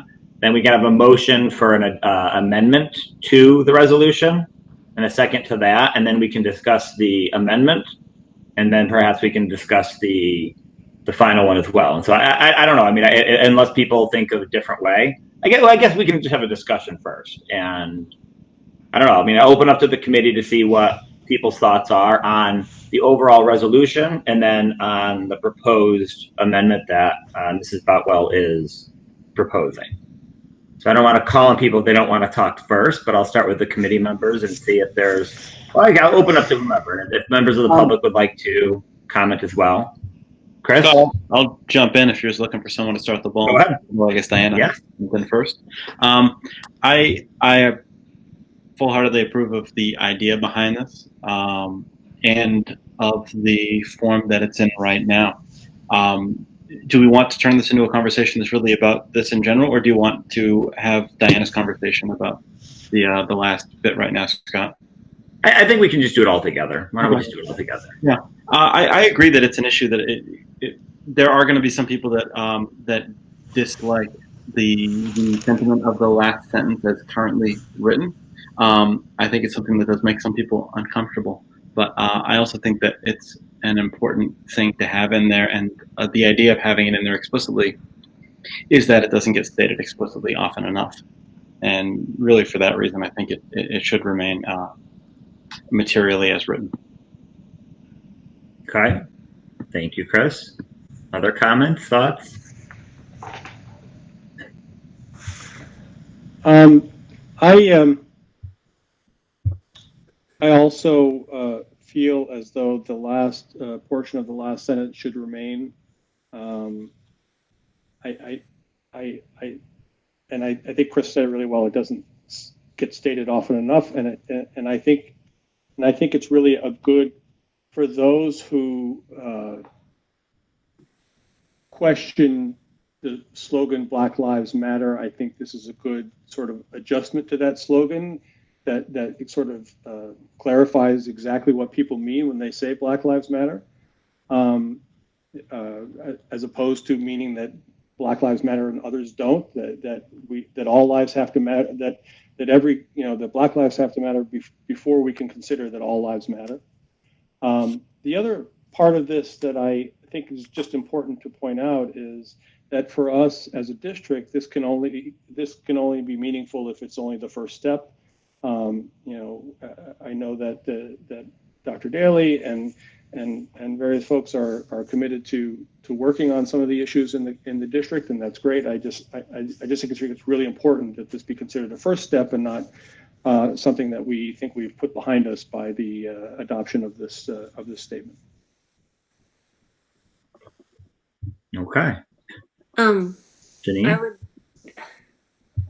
I understand what both Chris and Rich are saying, but in some of the conversations that we've had with the anti-racism group, it's not necessarily just Black lives. There's other color of skin tone that get discriminated against as well. So instead of it saying Black Lives Matter, could it be written to say people of color? And then that you're still hitting on the same thing, but you're including another group that is being kind of left behind. Okay. Shivi, do you want to comment on this or not? I don't want to put you on the spot if you don't feel comfortable. Sure. I think that the slogan Black Lives Matter has become unintentionally politically charged, and I don't think it should be as politically charged, and maybe this could be that step, like that first step in our community to understanding that Black Lives Matter shouldn't really be a politically charged statement. But I also do think that somebody in the chat just mentioned Black, Indigenous, and people of color as the amendment, and I think that does make a little bit more sense because there should be a stress on Black and Indigenous people of color before the other communities, considering they're, I'd say, the most persecuted. So maybe saying Black, Indigenous, and people of color instead of just Black or just people of color can put the necessary stress as well as including everybody. Thank you very much. I guess I'll stay as we've been doing before, and I'll make some comments, and then we'll go through the public comments. I think I would be inclined to either keep it the way it is or make it more generic, as Shivi and Mrs. Imbriano talked about, to expand it even more. I actually thought it was. I agree with trying to stay away from political movements. Like I think sometimes this day and age, people try to get into political discussions where they weren't intended in the first place. But with that being said, I actually thought the language was pretty good. I thought it was pretty good to say, acknowledge, because a lot of times it's like all lives matter versus Black Lives Matters. And here it was an inclusive. It was saying, that all lives cannot matter until Black lives also matter, basically. And so I was fine with that. And so I would be inclined with that. But if people wanted to, say that all lives cannot matter until, and then list more. But my only two concerns about listing more is really two things. Number one is that I worry that we still might not be inclusive enough by calling out a couple more groups. Then what are we not calling out? And then, are we going to call out everything other than Caucasian? Like, I just wonder if by modifying it, if we make it, where we forget a group or we don't call out all groups the same. And the second part is this was proposed by MASC. They had a lot of drafters of this. I'm sure this went through a committee before it was proposed. I'm sure a lot of people looked at this, and so unless there's a strong reason to change language, I would say I would stay with it. But that would be my thoughts on this one.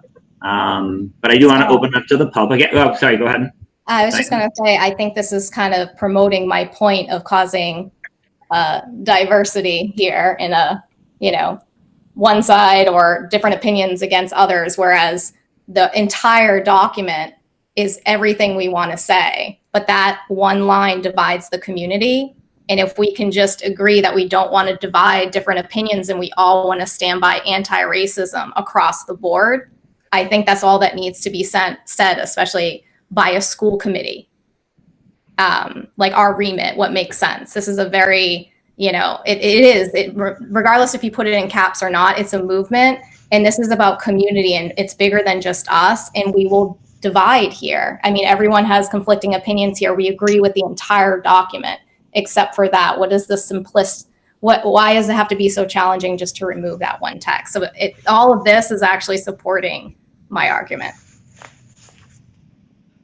Okay, so why don't we, there are members of the public that are making comments, and I don't know if anybody wants to unmute and speak. I want to open it up to the members that are making comments as well. May I? Mr. Yule, yeah, go ahead. Great, thank you. Thank you. I'm a little not too good at this stuff, so bear with me. I'm a little surprised. I think the letter and the intent of the letter is a very good idea, and I think it's a very good approach to have. I'm a little surprised that it's coming up for a vote so quickly, because I honestly think that it can be divisive, especially based on that last line. It can be very divisive, and there could be repercussions if it's not brought out to the community more so for greater discussion, because it does involve the whole community. And you're going to have a bunch of students going to school, and they're going to be under this resolution, and they're not going to understand it. The students are going to still even have a hard time, even though that there are some students who understand this better. So that's what my big concern is. You can wind up with a big backlash if this is not discussed further. Okay. I mean, personally, I don't know that I agree with that, Mr. Yu. I don't know that time is going to change much of this discussion, but is there anybody else that has comments as well? I want to open it up to everybody in the public. Can I respond to you? Sure, go ahead, Mr. Yu. I'm not. It's not a question of looking for time. It's a question of getting it correct, that it can be received by the community as wholeheartedly and accepted by the community. Many, I think, might look at this as an imposition and being forced on people. And I don't think you want to have that as your end result. I think you want it to be something that unites the community rather than creates a division in the community. Okay. Isabel Thorstead would like to talk. Isabel?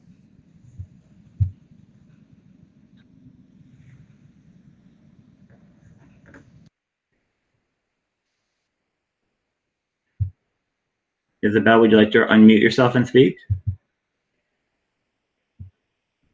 Oh, our camera's not working.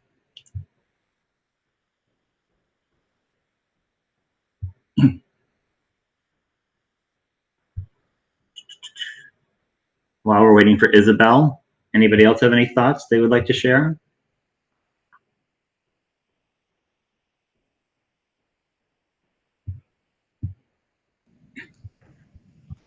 Isabel's going to type her response to everybody. So I don't know. I mean, committee, are there other thoughts on this? I mean, I want to wait for Isabel to be able to type her comments as well. Yeah. I will share just the data that about 50 plus communities have adopted as is. And there are 1, 2, 3, 4, 5, 6, 7, 8, 9, 10 communities that have adopted something similar. And so I just wanted to share that out. If it's helpful, I can try to gather what those committees, Cambridge, Somerville, Weymouth, Lynn, Belchertown, Bridgewater, Raynham, Melrose, Groton, Dunstable, Wellfleet, and Quabbin have done something similar. And then the other 50 or so have adopted it as is. So If that can be of help, please let me know. Thank you very much. And Isabel's saying, I would say the point of this resolution and school in general is to teach kids why it isn't controversial and why it matters. Okay. Yeah, and there are a number of comments in here. I guess we can, yeah. So again, I mean, I don't know what everybody's thoughts are. I mean, my personal thought is to keep it as the original resolution. That would be my belief here, but we'll need a motion and some discussion on it. I would say we would go forward with this. Good, Dr. Daly? Mr. Buckley, I just see that Shibby wanted to add something. Oh, of course, Shibby. Go ahead. So far, I think the discussion is really good. But with regard to the Black, Indigenous, People of Color label, I don't think that's too radical to adopt because it does tend to include the necessary groups to target with such a resolution. So I'm not sure that being a little bit more inclusive would be something that would be controversial in the community. And it also might lessen, if this is something that is a concern, lessen the political implications of the Black Lives Matter slogan, if that is such an issue for a school committee to say. But I think the Black, Indigenous, People of Color label is definitely the right thing to sum up the end of this resolution. That's just my opinion, though. I appreciate that. Thank you. I could, And I agree with her. I think I'd be persuaded if you feel that's an inclusive enough term. Rich and Chris, do you guys have thoughts? And Diana? Yeah, I think that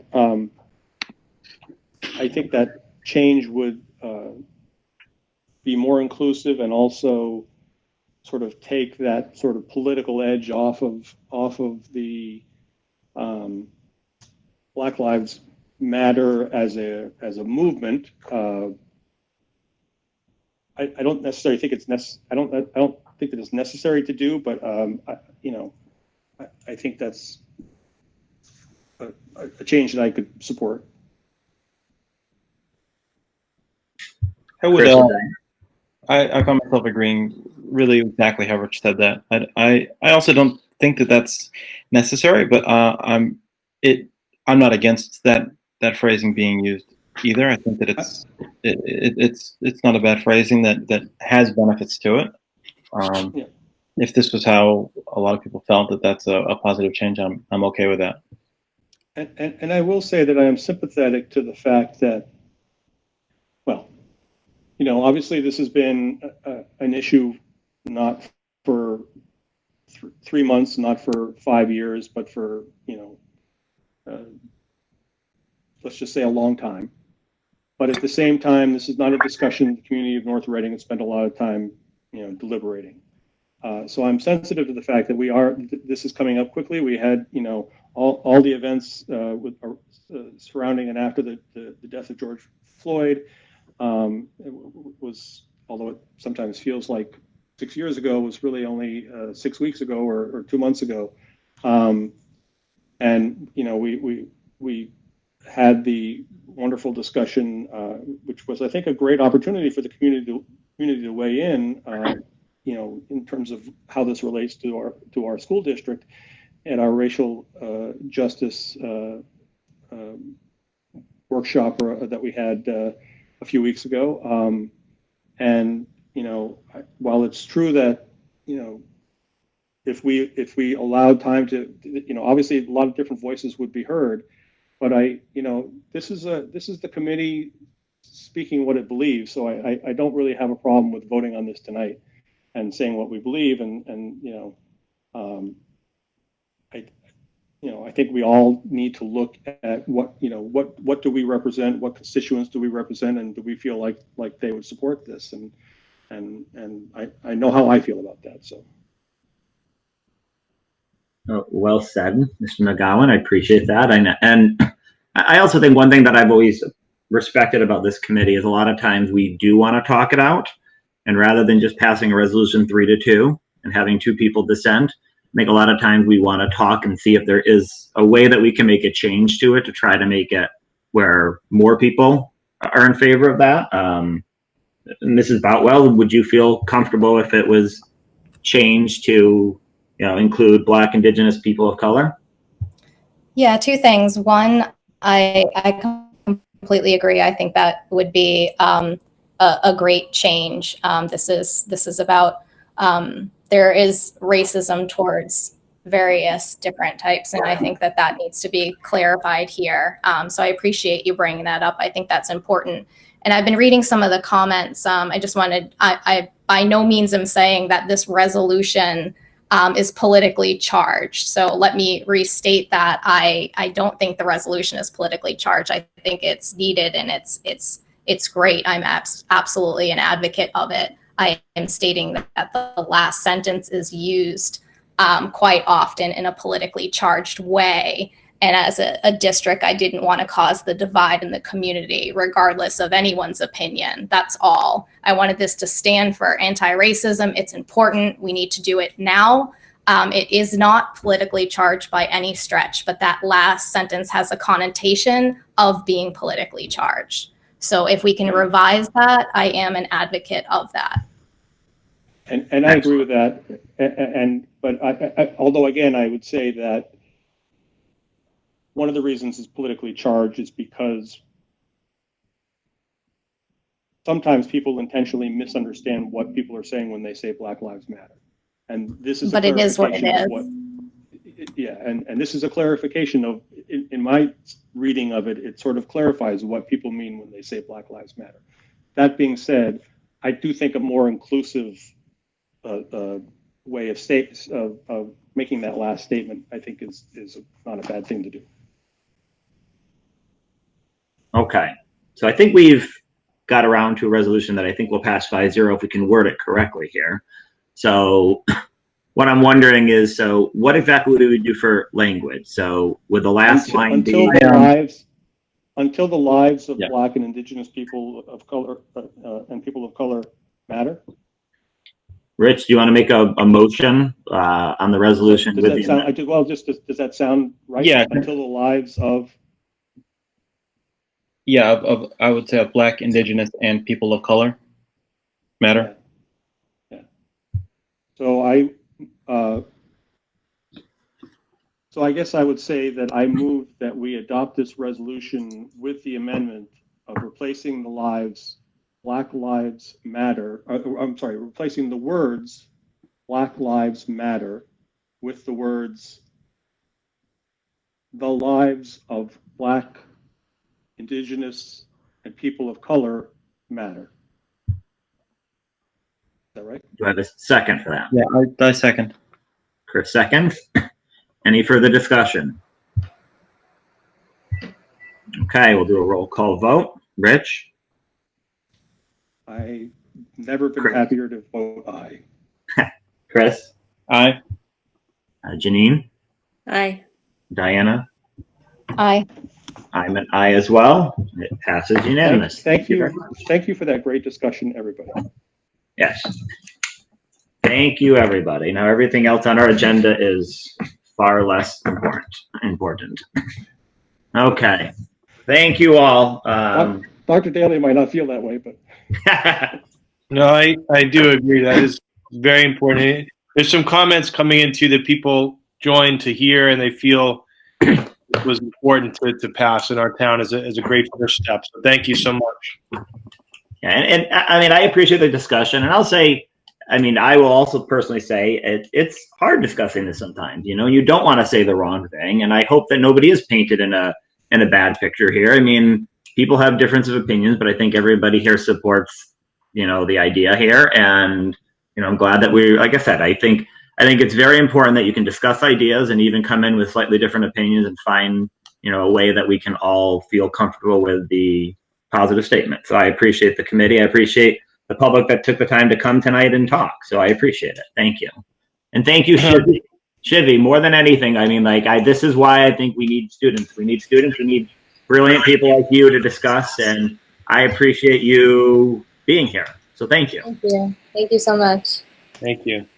And someone in the comments, Mr. Buckley, talks about Mr. Kindy's books, and I do, those are books that we are looking at as a staff for professional development as well. And I'm reading the How to Be an Anti-Racist right now, and it's I feel like I am informed, but certainly the more I read, the more I learn. And I think all of us can learn more and understand more each day. So I recommend that as well, to pass that along. Great, thank you. Okay, so we have the superintendent's evaluation next. So, and Shivy, Well, we would. At this point in time, Shivy, you are welcome to stay for as long as you want, but I think your voice is most important on the last subject, so I don't want to keep you any later if you feel like you want to sign off as well. Yeah, I think we'll hop off now, but thank you so much. Okay, thank you very much. Thank you for such a great contribution. Yeah, thank you. Okay, I'm going to turn this over to Mr. McGowan and Mr. Papavasilio, I believe, or am I turning it to you, Dr. Daly? No, so as far as Dr. Daly's evaluation, Mr. McGowan and I were speaking with Dr. Daly, and we would like to postpone this to our very next meeting. Right, and I just I should just offer an apology because it was on my plate to get, especially with Chris having his baby being born, he and his wife having his baby born, of getting this a little bit better coordinated, but I failed to do that. So there is a deadline that we need to meet so that Dr. Daly can meet his reporting requirements to the state. But since we are thinking of planning this meeting just prior to July 31st, what we'd like to do is make sure that and thanks to Janine, by the way, who was paying attention to all the meeting notes and did this morning send in her evaluation, but I know I still have work to do on it, and I'd like to give everyone else a chance to finish up sometime within the next 7 days, or we'd like to, and then report back at that meeting that we schedule for the approval of what's going to be sent in on the 31st, if that's okay with Dr. Daly and if that's okay with the committee. If I may, Mr. Buckley, no, that's absolutely no apologies necessary. I certainly hope you all need time because you've got such nice things to say. That's my hope. But yeah, no, the reality of it is I do believe that with the COVID situation, they will extend the ed-eval data piece of what's due on August 6th. So I've got an email out to confirm that, which might give us a little bit of flexibility. I certainly don't want to. This is an important process. I'm a big believer in the ed-eval process, and I want to do it properly, and I don't want to rush it in any way. So I will let you all know as soon as I find out what that timeline is, and I will pass that on. But I certainly have no issues with postponing this as much as needed. So thank you. And I just want to add on that note, yeah, it's important that we do this thoroughly. It's one of the more important functions of the school committee. But nothing about this delay has anything to do with Dr. Daly's performance needing further investigation. He's doing an excellent job. It's just like Rich said, we've been a little bit off and a little bit unusually busy. But we will make sure that this is ready to go. So the only two comments, or a comment and a request. The comment is just, I mean, you want it right now, Dr. Daly. I don't know if your stock's ever been higher. And so when school reopens and everything starts to, all these plans, we start to test them, you might want to get this evaluation in before. But Rich and Chris, would you mind, I know that we had sent out something, but I don't know if I have the electronic version. Can you resend it? Just send it, and then I can do it electronically. Yeah, we'll resend. Yeah, we resend with and the links to Dr. Daly's evidence file that's on Google as well. Yeah. Well, I have the evidence from text messages every night. So. Question: the changing of the guards. Are you guys still going to follow up even if you're not on the eval? I think we should follow up this one. Yeah. Oh, absolutely. This is kind of the duty of this past school year. Okay. I know they can't get rid of this one. Yes. In which case you should do it. Okay, so we're going to pass over this It's one. not bad. Are we doing the same thing with school committee? Are we going to pass that over? Are you going to send the school committee evaluation out as well to us so we can evaluate ourselves? I am, yeah. Okay. Same reason I didn't get it out, so we'll get it out to everybody and get it, and that we can postpone till the regular August meeting, so we don't have to take up time of a special meeting. Okay. Yeah, and I do think it would be nice to have Dr. Daly's at the next meeting, even if it was supposed to be a short meeting. You know, we can try to schedule an hour or something. So we'll get that out tonight. Okay, and so the remaining stuff is just the subcommittees and then the appointments. Why don't we do the appointments very quickly? So we have an appointment for the North Shore Education Consortium Board of Directors. I think this is probably going to be Dr. Daly again, but Dr. Daly, I turn it over to you to make sure that's what you want. Sure. The next two are very similar appointments. Last year's was obviously a little bit different because it was split between Mr. Bernard and myself. This year would be clear the superintendent would serve on the board. So I think we would just need a recommendation, a motion to appoint Dr. Daly to a one-year term from August 2020 to July 2021 to the North Shore Education Consortium Board of Directors. And then a very similar motion for the SEAM Collaborative Board of Directors. Somebody want to make these motions for us? Can we make them together or do we need to do it separately? I would do them separate just to be safe.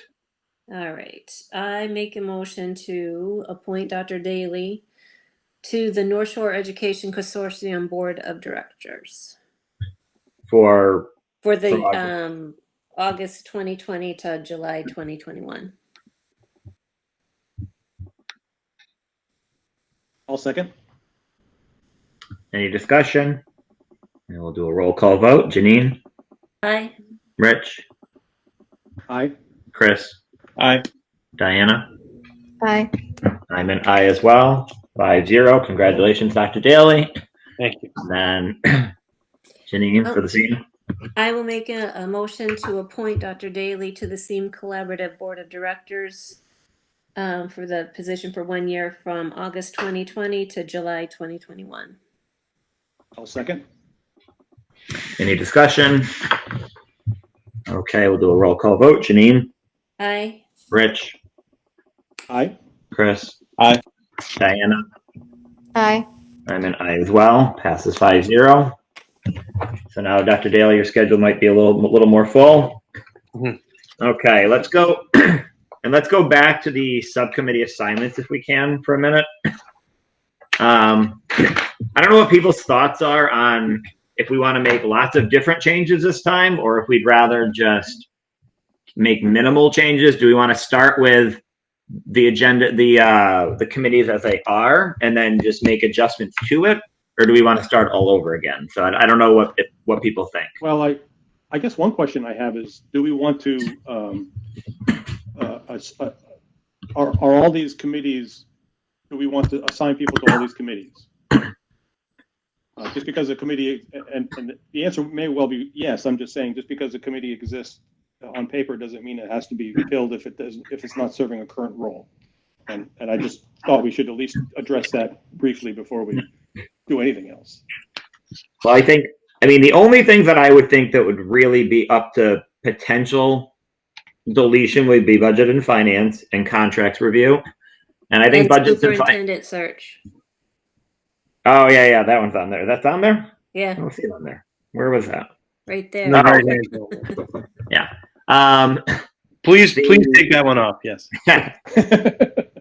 I mean, I would say budget and finance, we actually did meet a few times last year, and we did some discussions here and there. And budget and finance also was used when we looked at the LED light project. So I think we could maybe do the same sort of thing with the solar that we're going to have to reinvestigate again. And the contract review, we really did nothing. But what I wonder is if with the teachers' negotiation this year, I wonder if we will want to take some of that discussion and then just look at all the contracts about remote learning. I wonder if that's the one thing where, like, you guys, we were talking about doing a review of all the policy related to COVID and remote learning. I wonder if we need to start thinking about language that we'll want to propose to contracts. I don't know. That's just my thought. I don't know. Would that be a That hybrid could- then between the policy and the contract review? I don't know. Contract might want to come up with language and then give it to policy. I mean, I would think maybe that language discussion would sort of flow from the NREA contract talks. I mean, certainly that we should be looking at that as we go through that process. And then after the fact, we can say, okay, what do we also need to look at and apply to other contracts? So we could probably get rid of contracts. I mean, the idea originally of the contracts was to have one person that sort of looked at all the because we have different people that negotiate different contracts, and to try to have some uniformity across there. And I made that spreadsheet, but I haven't really updated the last couple of years. I don't know that we have to have it, but the one thing, like you mentioned, the one thing that we do have to add in is I do think we should decide who's going to be appointed to the NREA negotiation. We usually have 2 members on there because I think Dr. Daly is already starting to have discussions about changes for school reopening. And I think it would be helpful to have the school committee members that are going to be negotiating that contract involved in those updates going forward. And so, well, why don't we just go down? So do we want to get rid of contracts review right now and just maybe replace that with NREA and just kind of appoint whoever's going to be in the NREA right now? I think that makes sense to me. I'm fine with that. I would agree with that. Yeah. And so why don't we just go through and rather than, how about this, rather than doing motions on each of them right now, why don't we just look at it and try to figure it out, and then we'll do the motions at the end. Okay. So if I'm reading down, secondary school building committee is Janine right now. I think it makes sense to keep Janine. Anybody disagree with that? Are you still meeting, Janine, or not? We're just waiting for litigation. No, we haven't met in a long time, but I'm the one that takes the minutes at the meeting. So if no one objects, I will stay on. Well, since none of us were here when the building was being built, I think it makes sense for you to be there. All right. Substance abuse are also on right now. Do you want to stay on that one? Yes, I'll do that. Okay, policy, the very important one. The Rich and Chris show. Do you guys? We've got a bit of a dream team scenario going on with us this year. I'd be sad to break it up, but Rich, if you want to move to a new. I wouldn't hurt to have different. I mean, I think everyone here has been on the policy subcommittee sometime in the last 4 years. So I guess all of our voices have been heard. So I guess I'm happy to stay on it, or if someone wants to step in, that'd be fine too. Well, I'd Rich, really like to stay on it this year, just given where we're going with it and looking at things from a teacher perspective. Ginny, what are you gonna say? Rich, is there a certain policy that you would prefer to stay on over another one because you will be taking in the FinCom? Yeah, other than the only other one that I feel particularly strongly about is the Fine Arts Subcommittee. So yeah, and that's easy. I don't want to say it's easy work, but it's certainly not a huge time commitment. So I'm happy to stay on policy. Although, as I say, if someone is particularly interested, I could go either way. Well, why don't we pencil it in for now, and then we'll just look and see what the division is when we get to the end. Yep. Well, if you want to step off, I'll step in. Okay, so we'll kind of put a asterisk there. I mean, Janine actually prepares for those meetings too. Janine can attest when I was on with her. She might actually. I was the worst. I was the worst one. Like every time I came in and I was reading it while we were there. So, and then the only other question on whether we should get rid of is the NORCAM advisory. But I worry that we're not going to get broadcast anymore if we don't at least put somebody on there. So maybe we'll keep that. But so athletics subcommittee. Actually, if you go to the right there, special education parent advisory council. I mean, I'd be happy to stay on there. We didn't really have that much this year, but I obviously am, personally invested in that, and so if people don't mind, I wouldn't mind staying on there. Yeah, and I think it's, you know, hopefully with new leadership there, it'll be important to have a good voice there. Yeah. Athletic subcommittee, Diana and Janine, you guys like that role? Those I roles? do. Janine? Yeah, I don't mind it at all. Okay. Evaluation, Rich and Chris. Since you've done such a splendid job so far, keep it coming. Like, can you be fired from a subcommittee or not? That's what the vote's for. Impeached from it. I've enjoyed the I can't say that I've enjoyed the little work we've done on it. No, I enjoyed the idea of the evaluation subcommittee. I think it would help to rotate one person in, just because, you know, more people know or are familiar with the process. Yeah, the better. But Janine, would this be something you'd want to jump into instead of, because if you're not going to be in finance planning, would you have time for that or not? Oh, definitely. Yeah. My time is very fluid, for lack of a better word. So yes, I would be able to do policy and eval. So maybe if we change, we'll trade. You get traded from finance planning to evaluation. That's fine. Capital improvement planning is an appointment through the end of Diana's term. So unless we want to, Unless you want to oust me. Unless we want to get rid of her, but I don't know. We didn't get much money from this year. I don't know. Another Sorry one. about that. it's all your fault, Diana. Hey, Scott, Yeah. just an FYI, we probably don't need to ex-nay the superintendent search yet, because it will disband once we have a meeting and approve the good minutes. point. So You better keep us. You better appoint us again. Okay, fine. We'll appoint you again. The same people. I'm going to skip over budget and finance right for a second here. Want to get the easy ones here. I think we're going to say no contracts right now. Fine arts, Rich and Chris, you said you guys wanted to stay on that one. Yep. NORCAM, it's an evening meeting. I don't know if we're looking. I don't know if anybody wants. Lasts about 15, 20 minutes, generally. I actually don't know what they've done since March. They haven't been emailing me. I think they had one or two remote meetings, but I don't really know. I don't know. Well, if no one else wants it, you're staying on it. Yeah, you can appoint me. That's fine. Just keep me on it. It's fine. And you know what? And if you can't go here, they're like, others can go as well. So finance planning would be me and Rich, because we're chair and vice chair. So then the only other big two are budget finance and NREA. And I haven't really taken much responsibility in any of these yet, so I think I'm fine with whatever. But for NREA negotiations, I mean, I think we should think a little bit about this and budget. Janine, go ahead. Scott, I don't believe that that's a subcommittee. That's just. It's not a subcommittee. Right. It's not a subcommittee.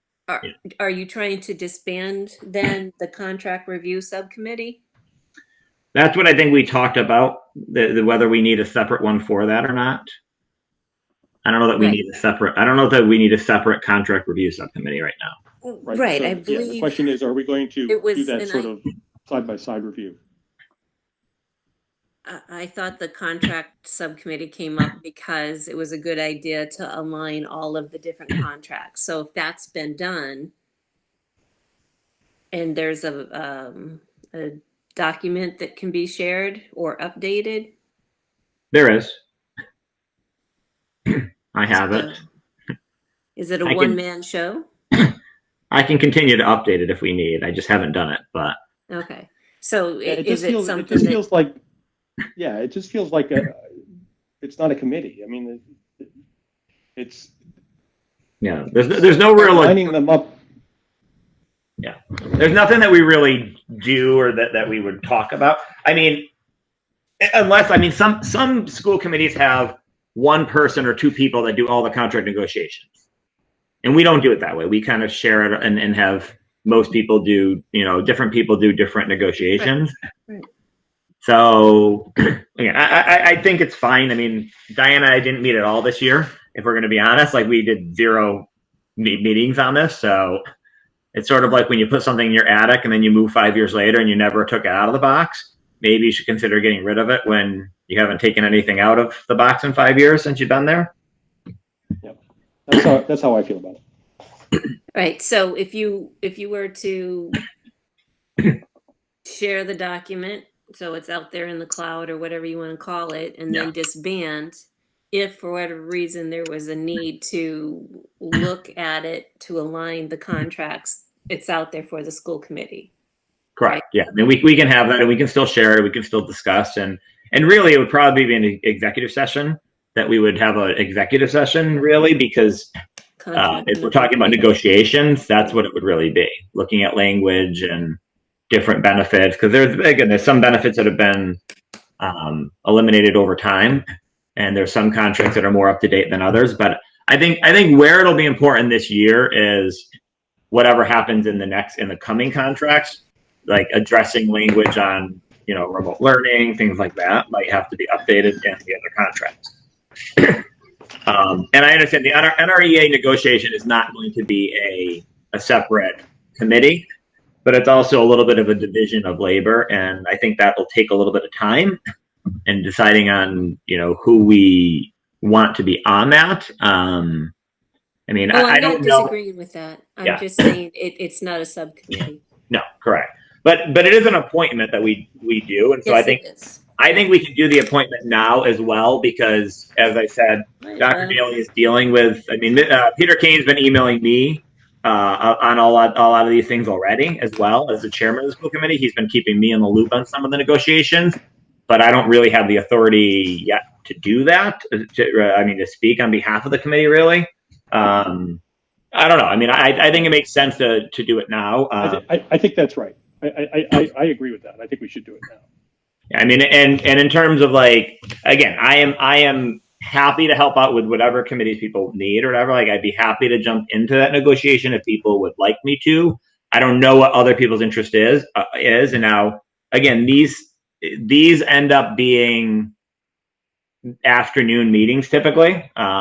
Usually around 3 or 3:30, if I recall, Dr. Daly. I assume that will be similar timing again. Dr. Daly last week we bored him, but no, I was on mute. Sorry. I'm not sure. I mean, obviously that's typically when we've done that, but I really cannot predict anything right now. I agree that we should figure that out now. First of all, it is a big commitment, and it sort of blends in with the subcommittee assignments. Yeah. So are there other people that would be interested, first and foremost, of doing it and have the ability around that time, assuming it is kind of like in the afternoon, to do it? So I would be interested potentially in doing it. I can be available to do it, and be happy to. But if other people have particular interest, they should speak up. I would love to, Scott, but I don't think I can allocate the time. Okay. Perfectly fair.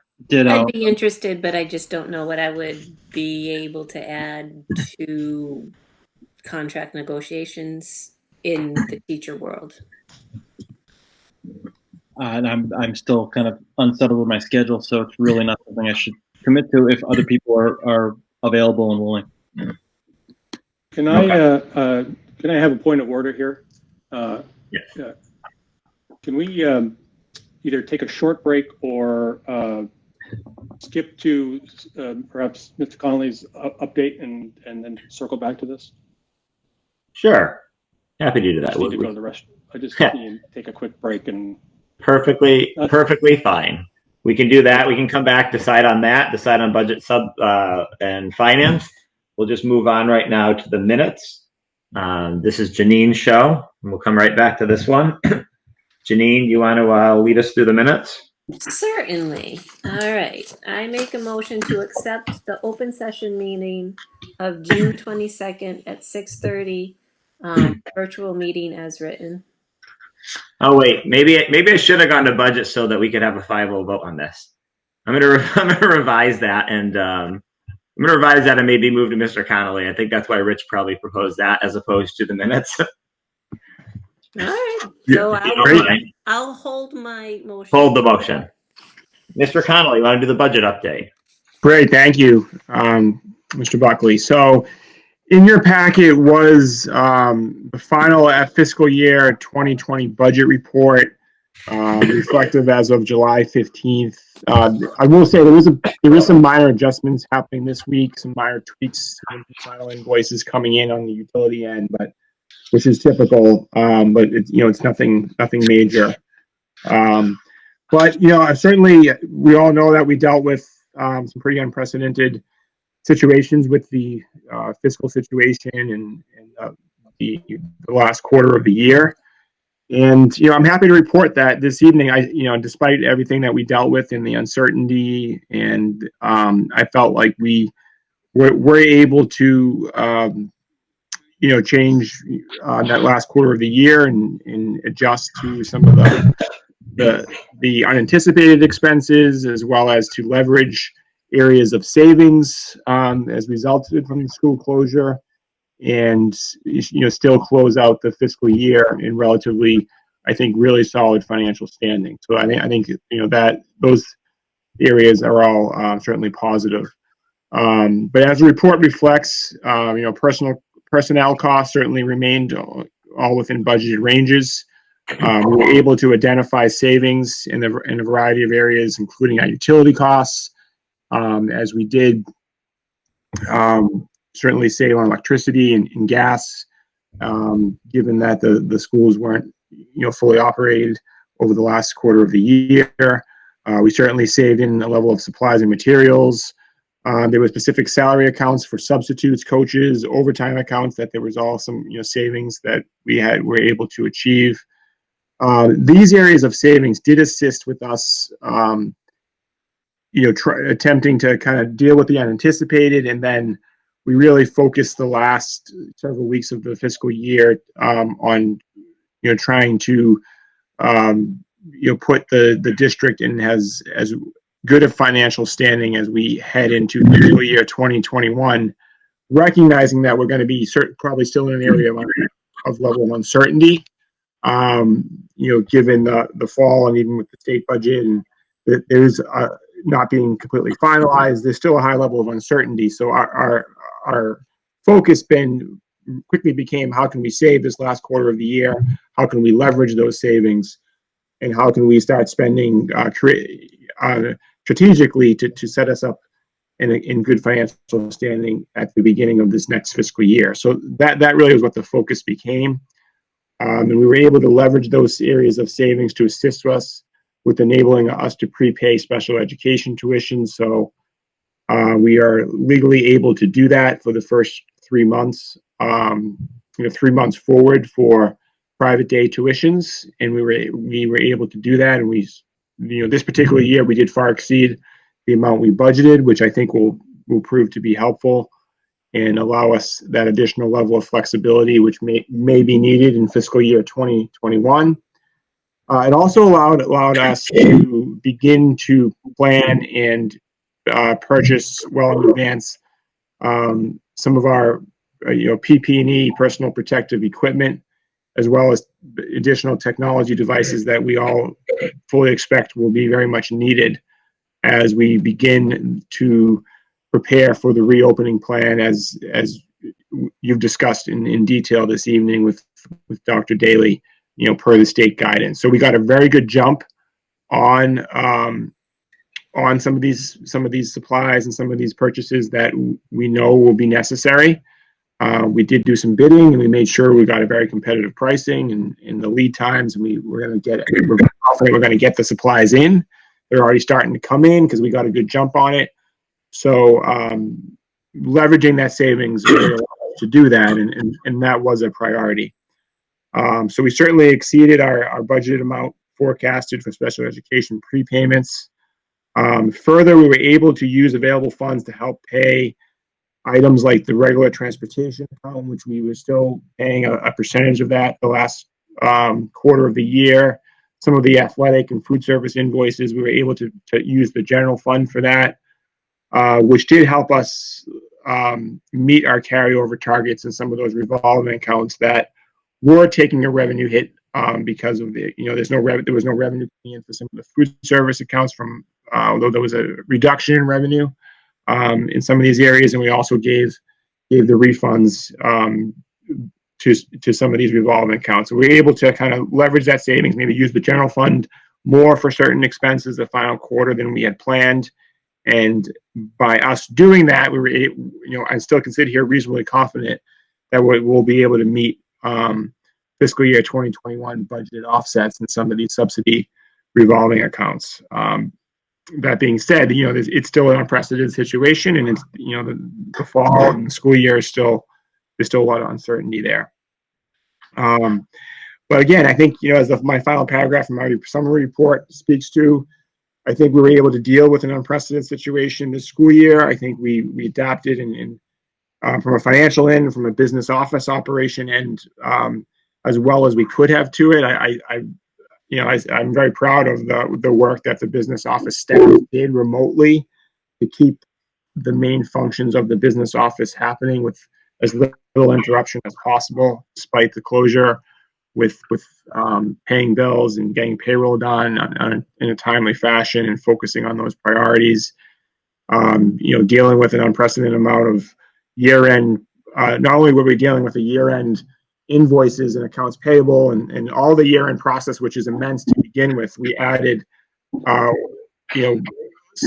hundreds of refund checks on top of that, and we were able to do that timely and not miss a beat. So certainly a lot of work went into that, and that was really not me. That was my the staff in the business office.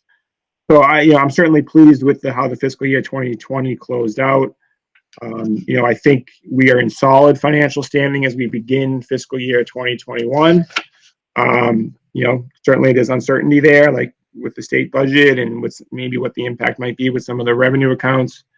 Certainly we're seeing at the moment, bus registrations down and so forth. We know food service, as we talked about a few times tonight in the school committee goals workshop, that there's some uncertainty there. But I think overall, I think we certainly mitigated any of the hit to some of the carryover balances in these accounts. So we certainly mitigated some of the loss, and that we need to kind of see where we go from here as we plan for the reopening. But overall, I think we're in good shape. I think we leveraged as much of the savings as we could. As you can see, we're projected to give a small end of the year with a small balance. And there's just a very little amount remaining of committed and encumbered POs on the expense side, which we're getting those invoices in now and closing those out as well. Most of those are on the utility, building maintenance, supply end for some of those year-end purchases that we made. So with that being said, I'll open it up to any questions on the financial report. Perfect. Anybody have questions? I have a few, but Rich? I was going to have something in my mind. That's what do bus pass signups look like going into this year so far? Yeah, great question, Mr. McGowan. So we announced kind of a deadline of July 24th, which is Friday. I'm going to be reminding families of that this week. We had a soft deadline in June, which we made very clear was kind of a soft deadline. But we really need to have sort of a harder deadline so we can begin to prepare, which we've already been doing, all the different scenarios that we could be faced with. We are looking at now at about 855 total students that have signed up for the bus, which is down from what a typical year is. We're in between maybe 1,200 and 1,250. So we're down by about maybe 400 total bus passes at this point in the year. We think we'll still get more in this week. We anticipate, might end up being around 900 or so. as we move through the week. So we're certainly down, but by about, I would say on average about 300 from what we were previously. And not to get too far afield, but does the if we need to run the buses, the same cohort of buses, if we need to run them more during the day, are we allowed to do that within the contract, or is the great question. And the way our contract is structured is we have access to 10 buses for the day. We can operate as many runs and as many tiers as we need during that day without incurring additional costs. So we pay a bus fee per day. So as long as we don't add more buses to the bus fleet, and if we have to run more tiers and more runs per level than we typically do to make it work, we can do that at no additional cost. Thank you.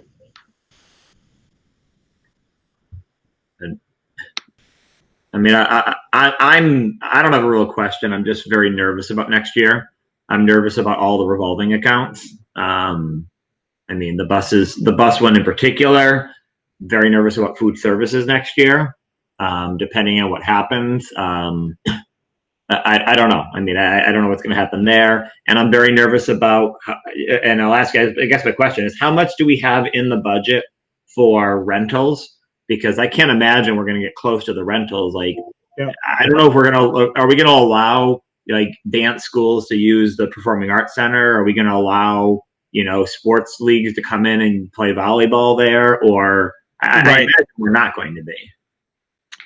Right. So that's a great question. So the budget assumes a revenue of 75,000 that would help offset, the building grounds maintenance, upkeep of the facilities. So we do take several of our building and grounds maintenance upkeep expenses and contractors that work mainly in those areas that we rent out, gymnasium upkeep and media center and some of the contractors that go and do work in these areas, and we offset it with the rental revenue that we typically take in. We've been relatively conservative in that account, which I think in this situation is a good thing. Conservative budgeting and forecasting, when you deal with an emergency or things that are unprecedented, certainly always helps. So I think that the account is in good standing currently. As again, that was another account that we were able to take planned expenses to that revolving account in May and June. We were able to move to the general fund to leverage savings in the general fund that may have been in other areas, not to further impact that revolving account. So that was a lot of the movement that we had to go through and do over the last May and June. That's why any areas of savings really was important, because we were trying to leverage some of the lack of revenue coming in, some of these revolving accounts, so not to further, cause an issue in subsequent budget years, fiscal 21, fiscal 22. So I think we did that to the best of our ability. And I think those revolving accounts are at a situation where they're prepared to potentially take a loss this year and still meet the offset. So if we lose revenue, which we most likely will, we're not going to be at the moment renting out as many to the outside groups to, right now, youth basketball, youth volleyball, adult volleyball, some adult basketball, the dance groups, which is mostly a spring season. We lost a lot of that revenue in the spring. We refunded those dance performances that did not run in May and June. That's mainly a May and June revenue stream. We lost some revenue this summer because we would run camps in our schools this summer, so there's already the loss of revenue there. But I think we're in a position to deal with some of that loss of revenue. It's just a matter of how much that is, and that's what we have to stay on top of and assess and analyze right now. Right now, I will say the after school YMCA program is planning on running. I've had conversations with the executive director of the Reading Burbank YMCA. We've come to an agreement on a contract that quite honestly does include a living increase and more revenue for us, given the rental of the space. They're working on analyzing the guidelines, and they're putting together a plan of how they could run the program, and what they would be required to run a safe program in accordance with the guidelines. But that quite honestly is the majority of the revenue that would come in is from that contract alone. There's a 3 or 4 that is the bulk of the revenue. If that helps to answer the question. Yes. Yeah. I mean, and the only other points I would say on that one are about revenue is I asked Dr. Daly, just to kind of be forthcoming, I had asked him about coaches for the fall if sports don't happen, and he did share that he had sent a letter making sure people understand that just because we voted for a coach's stipend in the spring, it didn't necessarily mean that we would do it in the fall. And I think that's important to tell coaches, because we're going to be, again, the money is going to be tight this year. And I would rather tell coaches in advance not to be doing a bunch of planning right now, because I don't know that we're going to have money to give stipends for coaches that don't, sports that don't happen, if they don't happen. Right. Yeah, hopefully we get that MIA guidance soon. Yeah.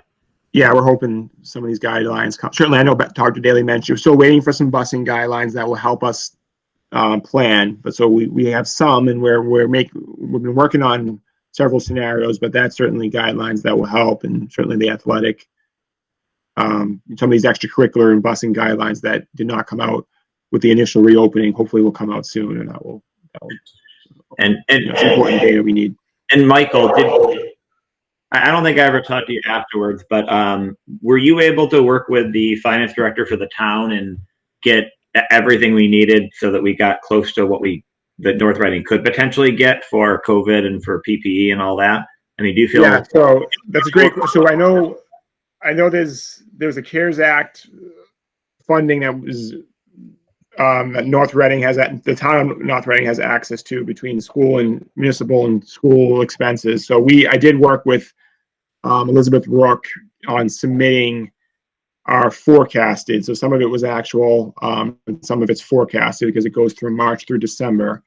And we did get, I know with what I submitted, which was immense into what the town needs, I'm pretty confident we got to the number that is available to us. Obviously, you have to now show the backup and the supporting documentation. It's a reimbursable program, that program to receive it.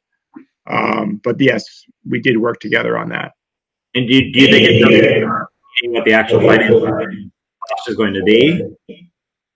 I'm sorry, you cut out a couple.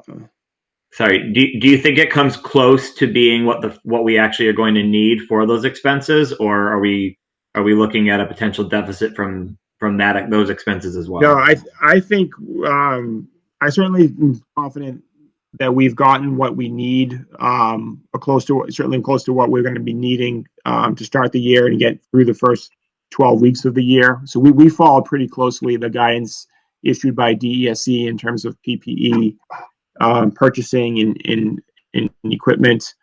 And supplies and materials. So I'm confident we had a good approach there. We worked with staff, we worked with nurses, we worked with a lot of folks and we actually submitted a small little request for pricing and quotes, RFQ, to acceptable vendors that had the lead times we needed and had the ability to supply the items we needed, and we made sure we got the best cost available. So I'm confident that we didn't have, with the funding that's there and what we were able to purchase, we're going to have what we need. There's a couple available sources of funding, as Dr. Daly has mentioned. There's certainly that source. There's now a new available source of funding through the DESE that's going to operate very similar to like a DESE federal grant, like many of our other entitlement grants. So we're working to go through that grant process and see how that process will work. But there's certainly available funding out there, which is going to be very much needed, that will help the situation financially. Thank you. Any other questions for Mr. Connolly? Thank you very much, Michael. Okay, let's try to finalize the subcommittees. I think we're just down to budget and finance and NREA. So I would be happy to be on both of them. I don't know who else wants to join. I think for the negotiation, we were down. I understand it's not a subcommittee, but for the negotiation, I think we were down to me with either Rich or Janine.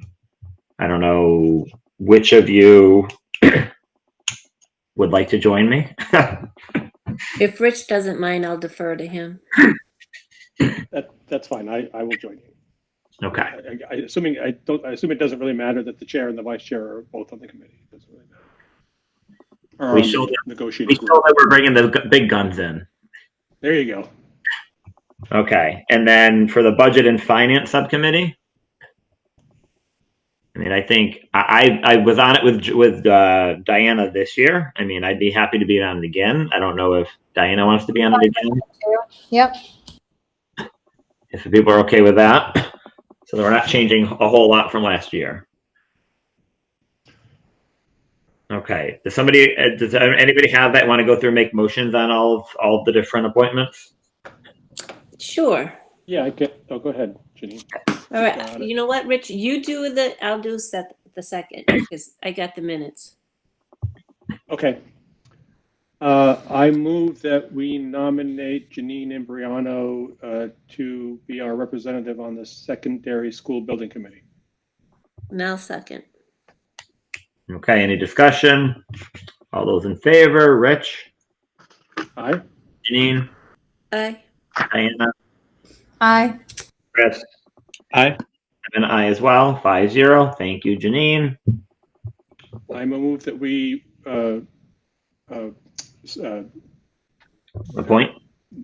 Appoint. Yes, thank you. Janine Imbriano to the Substance Abuse Coalition. I'll second again. Any discussion?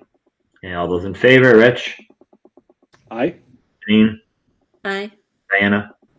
Aye. Chris? Aye. An aye as well. 5-0. Thank you. And where do we end up on policy? Chris and You and me, I think. Peggy again? You two, the dream team. Oh, yeah. Okay. Either that or if you I'm- want to step down, I would take it, I said. Well, cool. That and the evaluation. It's up to you. Why don't you take this policy? I'll step back from the policy and you can do the policy if that's okay. Perfect. You want to do that? I mean, I nominate. the only thing I was going to say, if I'm looking through overall, I mean, I think we're pretty good overall. I think everybody has at least 3 subcommittees. Janine, you might be taking on a little bit more now. I think you might be at like 5 with this, but if you're okay with it. Yeah, like I said, I One's the have a very secondary. fluid schedule, so it's fine. Okay. Thank you. I move that we appoint Chris Papabasaleo to the policy subcommittee. Do you want to do both of them or not? Can we do both at the same time? All right, I'll do that. Can I move that we appoint Chris Papabasaleo and Janine Imbriano to the policy subcommittee. I'll second. Okay. All those in favor? Rich? Aye. Janine? Aye. Diana? Aye. Chris? Aye. I'm an aye as well. 5-0. Thank you. I move that we appoint Scott Buckley as our representative to the Special Education Parent Advisory Council. Second. Yeah. All those in favor? Rich? Aye. Janine? Aye. Diana? Aye. Chris? Aye. I'm an aye as well. Thank you. I move that we appoint Diana Boutwell and Janine Imbriano to the Athletics Subcommittee. Second. All those in favor? Any discussion? No. All those in favor? Rich? Aye. Janine? Aye. Diana? Aye. Chris? Aye. 5-0. Thank you. I move that we appoint Janine Imbriano and Rich McGowan to the Superintendent Search Committee. Second. Okay. The roll call vote again. All those in favor? Rich? Aye. Janine? Aye. Diana? Aye. Chris? Aye. I'm an aye as well.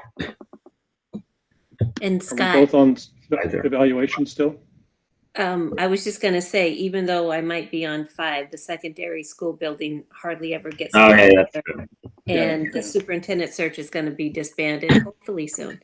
Why was I even looking at that one? But yeah, you basically switched out finance planning with evaluation and policy. I think that's probably fair. Works for me. And that's basically what I'm swapping into. So yeah, that works out. So it's Chris and Janine on the evaluation. Yes. Is that right? Yes. I move that we appoint Chris Papavasaleo and Janine Imbriano to the evaluation subcommittee. Second. Okay, roll call vote. Rich? Aye. Janine? Aye. Diana? Aye. Chris? Aye. Passes 5-0. And we don't need a vote on the capital improvements, so I move that, so it's still Scott and Diana on budget and finance? Staying the I same. move that we appoint Scott Buckley and Diana Boutwell to the budget and finance subcommittee. I'll second. Okay, roll call vote. Rich? Aye. Janine? Aye. Diana? Aye. Chris? Aye. Passes 5-0. And we're going to leave empty the contracts review subcommittee. Correct. Is that right? Yes. I move that we appoint Rich McGowan and Chris Papavasaleo to the fine arts subcommittee. I'll second. Okay, roll call vote. Rich? Aye. Janine? Aye. Diana? Aye. Chris? Aye. I'm an aye as well. Oh, I don't think I voted the other ones, but 5-0 aye.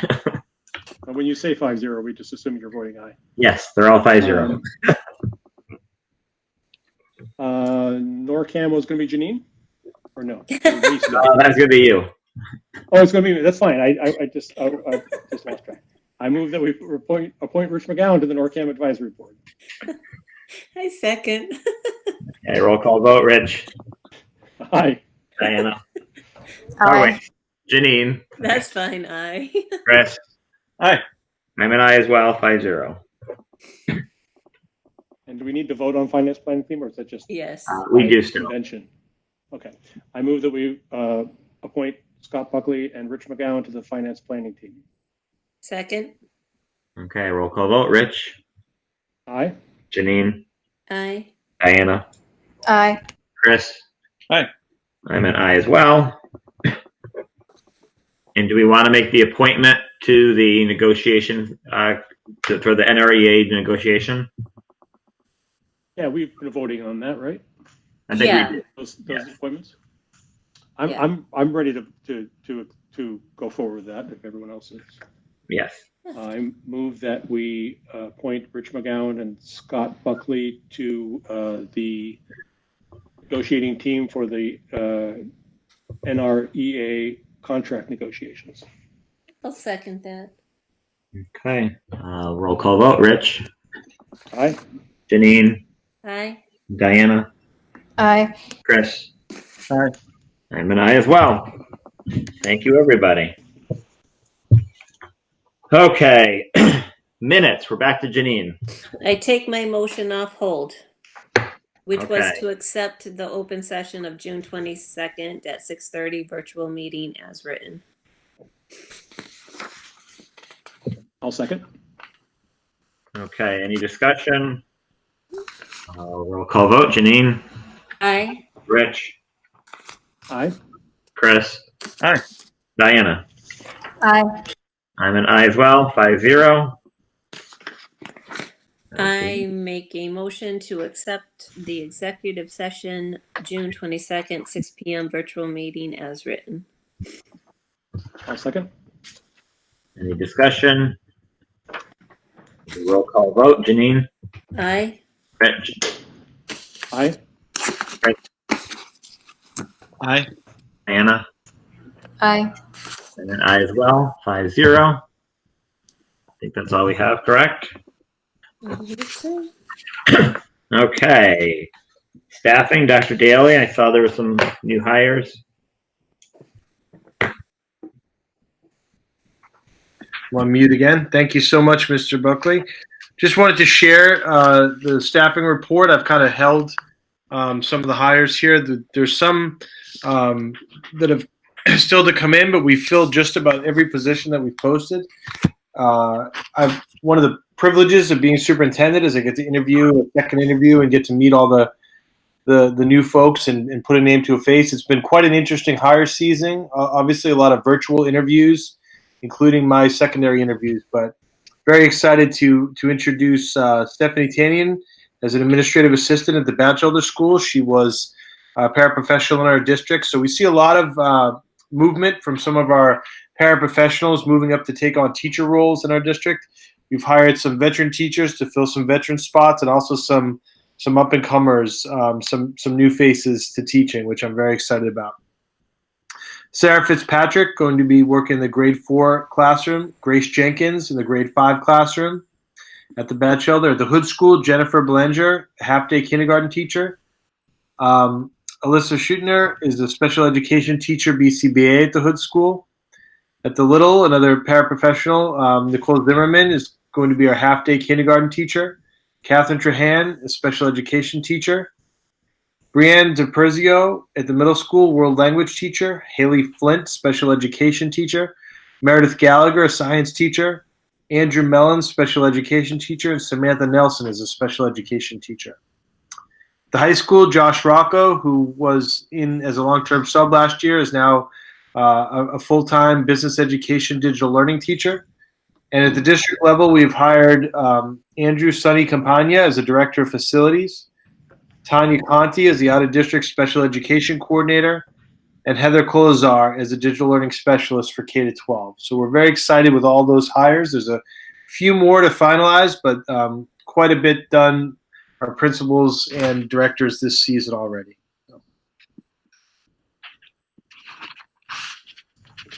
Thank you very much. Okay, donations. You want to turn that over to the Rich and Chris show? Sure.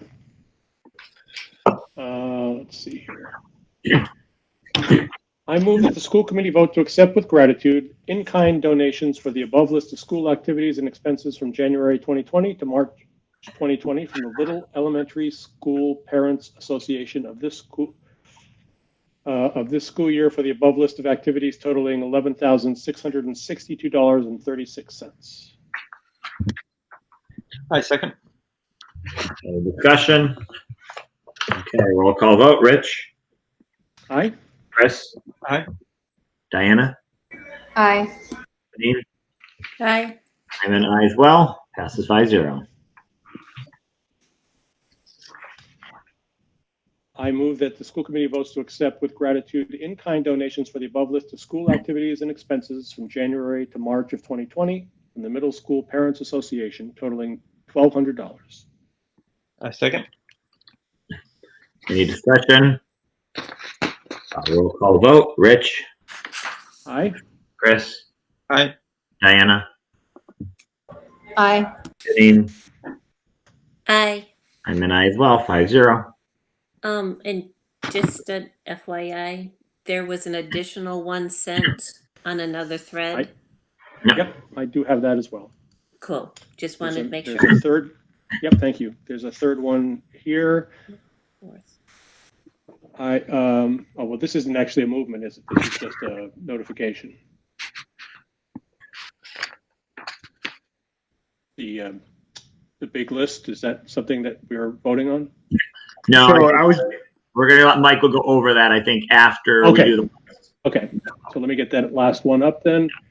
I move that the school committee votes to accept with gratitude in-kind donations for the above list of school activities and expenses from January to March 2020 from the J. Turner Hood Elementary School Parents Association totaling $16,456.35. I second. Okay, any discussion? And I'll just say, very generous, even without kids in school. A lot of money raised, donated to PTOs and PTAs. Rich, roll call. Aye. Chris. Aye. Janine. Aye. Diana. Aye. I'm an aye as well. 5-0. Thank you very much. And Mr. Connolly, you were going to talk about the totals.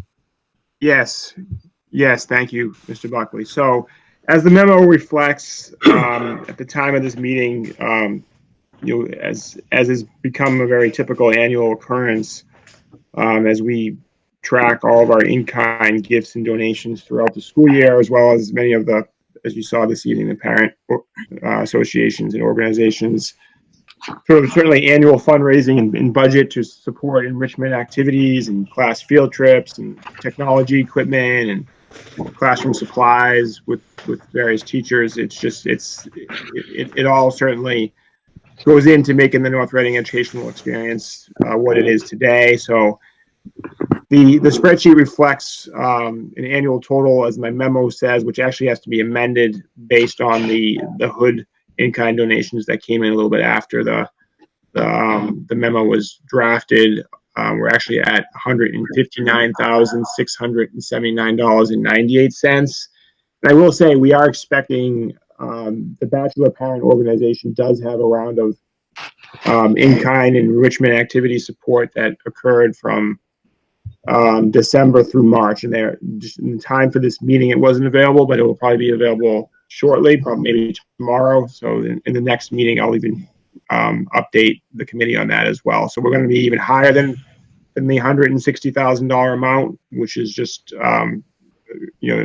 tremendous amount of support given by various private donors, booster groups, parent organizations, all helping support athletic team expenses, fitness equipment, class field trips, enrichment activities, technology and makerspace supplies and equipment, drama and musical production expenses by our music boosters and Friends of Hornet Productions, expenses that support other activities like Parent University and so forth. So certainly, it's certainly we could not do and provide the level of education and extracurricular experience without this support. So I think it's important that we recognize it at the end of each year, and we certainly are greatly appreciative to everyone reflected on this donation list, as well as those parents, as you can see about mid bottom third of the spreadsheet. Those parents that generously opted to forego their refund in those 5 major programs, certainly extremely helpful. Before school care parents, certainly bus transportation, full day kindergarten and pre-kindergarten, and even the spring athletic sport user fee. Many parents opted to forego either their full refund due to them or a portion of their refund, and we couldn't be more appreciative for the parents that opted to do that. So Mike, thank you to all.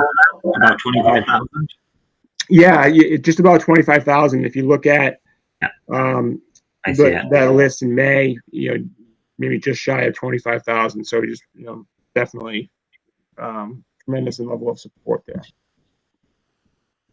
Wonderful. And it's sad that we have to rely on the support of the parents, many of whom all of whom are already taxpayers that are already supporting the schools.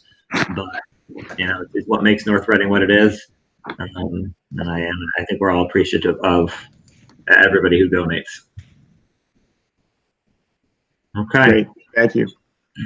Any other comments or questions? So subcommittee updates. There's no subcommittee updates or subcommittee schedule. Administrative report. Dr. Daly, do you have an administrative report tonight? I believe at this time I've covered everything I would have spoken to. Thank you. Excellent. Any correspondence? No, at this time. So for future business, I think, should we put on meetings for before the 31st and the 10th? I think the 31st would primarily just be the superintendent evaluation and a vote on the July 31st plans. And then on the 10th, do you have specific dates for that you want to propose, Dr. Dale, or do you want to just do it later on? If you don't mind, if we can do it one at a time, because the information is changing so quickly. They may tell us something's due on a certain day. So if we could do could we do the 31st meeting somewhere around there, the 30th or the 31st, just to give us enough time, and then at that meeting set the August meeting? Absolutely. We can do whatever you would like. Are people around on the 30th or the 31st? I'm available both. And do you want to do a morning or an evening? Yeah, is it possible to do the 30th in the morning, just in case there are changes that I need to make? I'd want to have a little time to make the changes based on your recommendations. I could do that, and I don't know what time people would want to start. If we want to do an early meeting, like an 8:30 before work, or 8 a.m.? I can do early, but I probably couldn't do any later than 9. I mean, I can be on till about 9:30, but at 9:30 I'd have to be done. Is 8 too early for people? Works for me. No, it's fine. Would 8 a.m. work for you, Dr. Daly? It does, yes. On the 30th? By 8 a.m. I've been up for 5 hours, so that works out great. Not me. So why don't we say 8 a.m. on July 30th? 8 a.m. July 30th will be our next meeting, and we understand there will be another meeting after that, before August 24th. Then we'll have a regularly scheduled meeting on August 24th, which will go over budget calendar, budget goals, and the school committee self-evaluation. We'll have the evaluation subcommittee bring us down on our grades there, but we'll work through it. September 10th, we'll have a meeting at 6:30 p.m. School reopening will be discussed, and I think that's all we have. There's no other topics.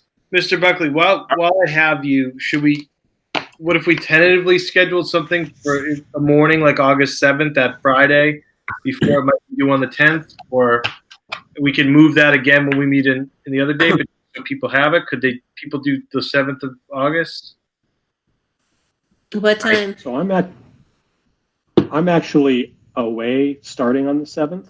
Okay. But I don't think that should, I mean, we'll probably be, I don't think that should limit things if that's the best time. I'm officiating a wedding on the 7th, so that's okay for me. Do you want to do the 6th? Can we do that too early? I could do that. Would you rather morning or after or later, Dr. Daly? I can do anything on that 6th at the moment. You want to do 8 a.m. again on the 6th? I'm fine with that. Sure. And clarification, this is for school committee meetings? Yeah. So the first meeting would be to review the final draft of the proposal that I send in on July 31st. And then the 6th would be to review any kind of final draft of the reopening plan that's due on or about the 10th. But I'm not exactly, those dates might shift a little bit. So that's why I want to revisit it on the 31st, on the 30th. And I'll just say for myself, I'm traveling on the 7th, but if we have to move it to some other day later, I can dial in from wherever I am. So. Okay, thank you. So for now, we'll do the 30th at 8 a.m. and the 6th at 8 a.m. and we'll go from there. Okay. Yeah, and the only comment I would add to this is like when I think many of us are following the MASC listserv, and there's a lot of discussion about who has the final authority and this and that, and you see some districts where people are fighting, and I just want to publicly say I appreciate that Dr. Daly is keeping us all in the loop on all of this. I feel like we've been informed at every meeting about what's going on, and while I guess you need to know who has to vote yes and who has to approve it. And at the end of the day, I think that it's a collaborative effort, and it's very clear here that the superintendent keeps us informed about what's going on, asks our opinion, respects our opinion, and I think it's really, I very much appreciate it, and I know that in a lot of districts it doesn't work that way, so thank you. Well, thank you, and I absolutely appreciate all that you contributed tonight, and also those of you that are involved in the reopening group and those that have just passed along their thoughts. I really do feel this plan that we've come up with is collaborative, and we've had many voices contribute. I receive a lot of emails, a lot of comments. I spent about a half hour on the phone with some folks today, and there's a lot of ideas that I do think it's representative of our committees and the work that we're putting together. So thank you all as well. Okay. If there's nothing further, I will entertain a motion to adjourn. So move. So move. Oh, Janine moves. I second. Okay. Roll call vote. Janine? Aye. Rich? Aye. Diana? Aye. Chris? Hi. I'm an aye as well. Thank you all for a long meeting. Yeah, thanks, guys. Good night. Good night. Good night, everyone. Good night.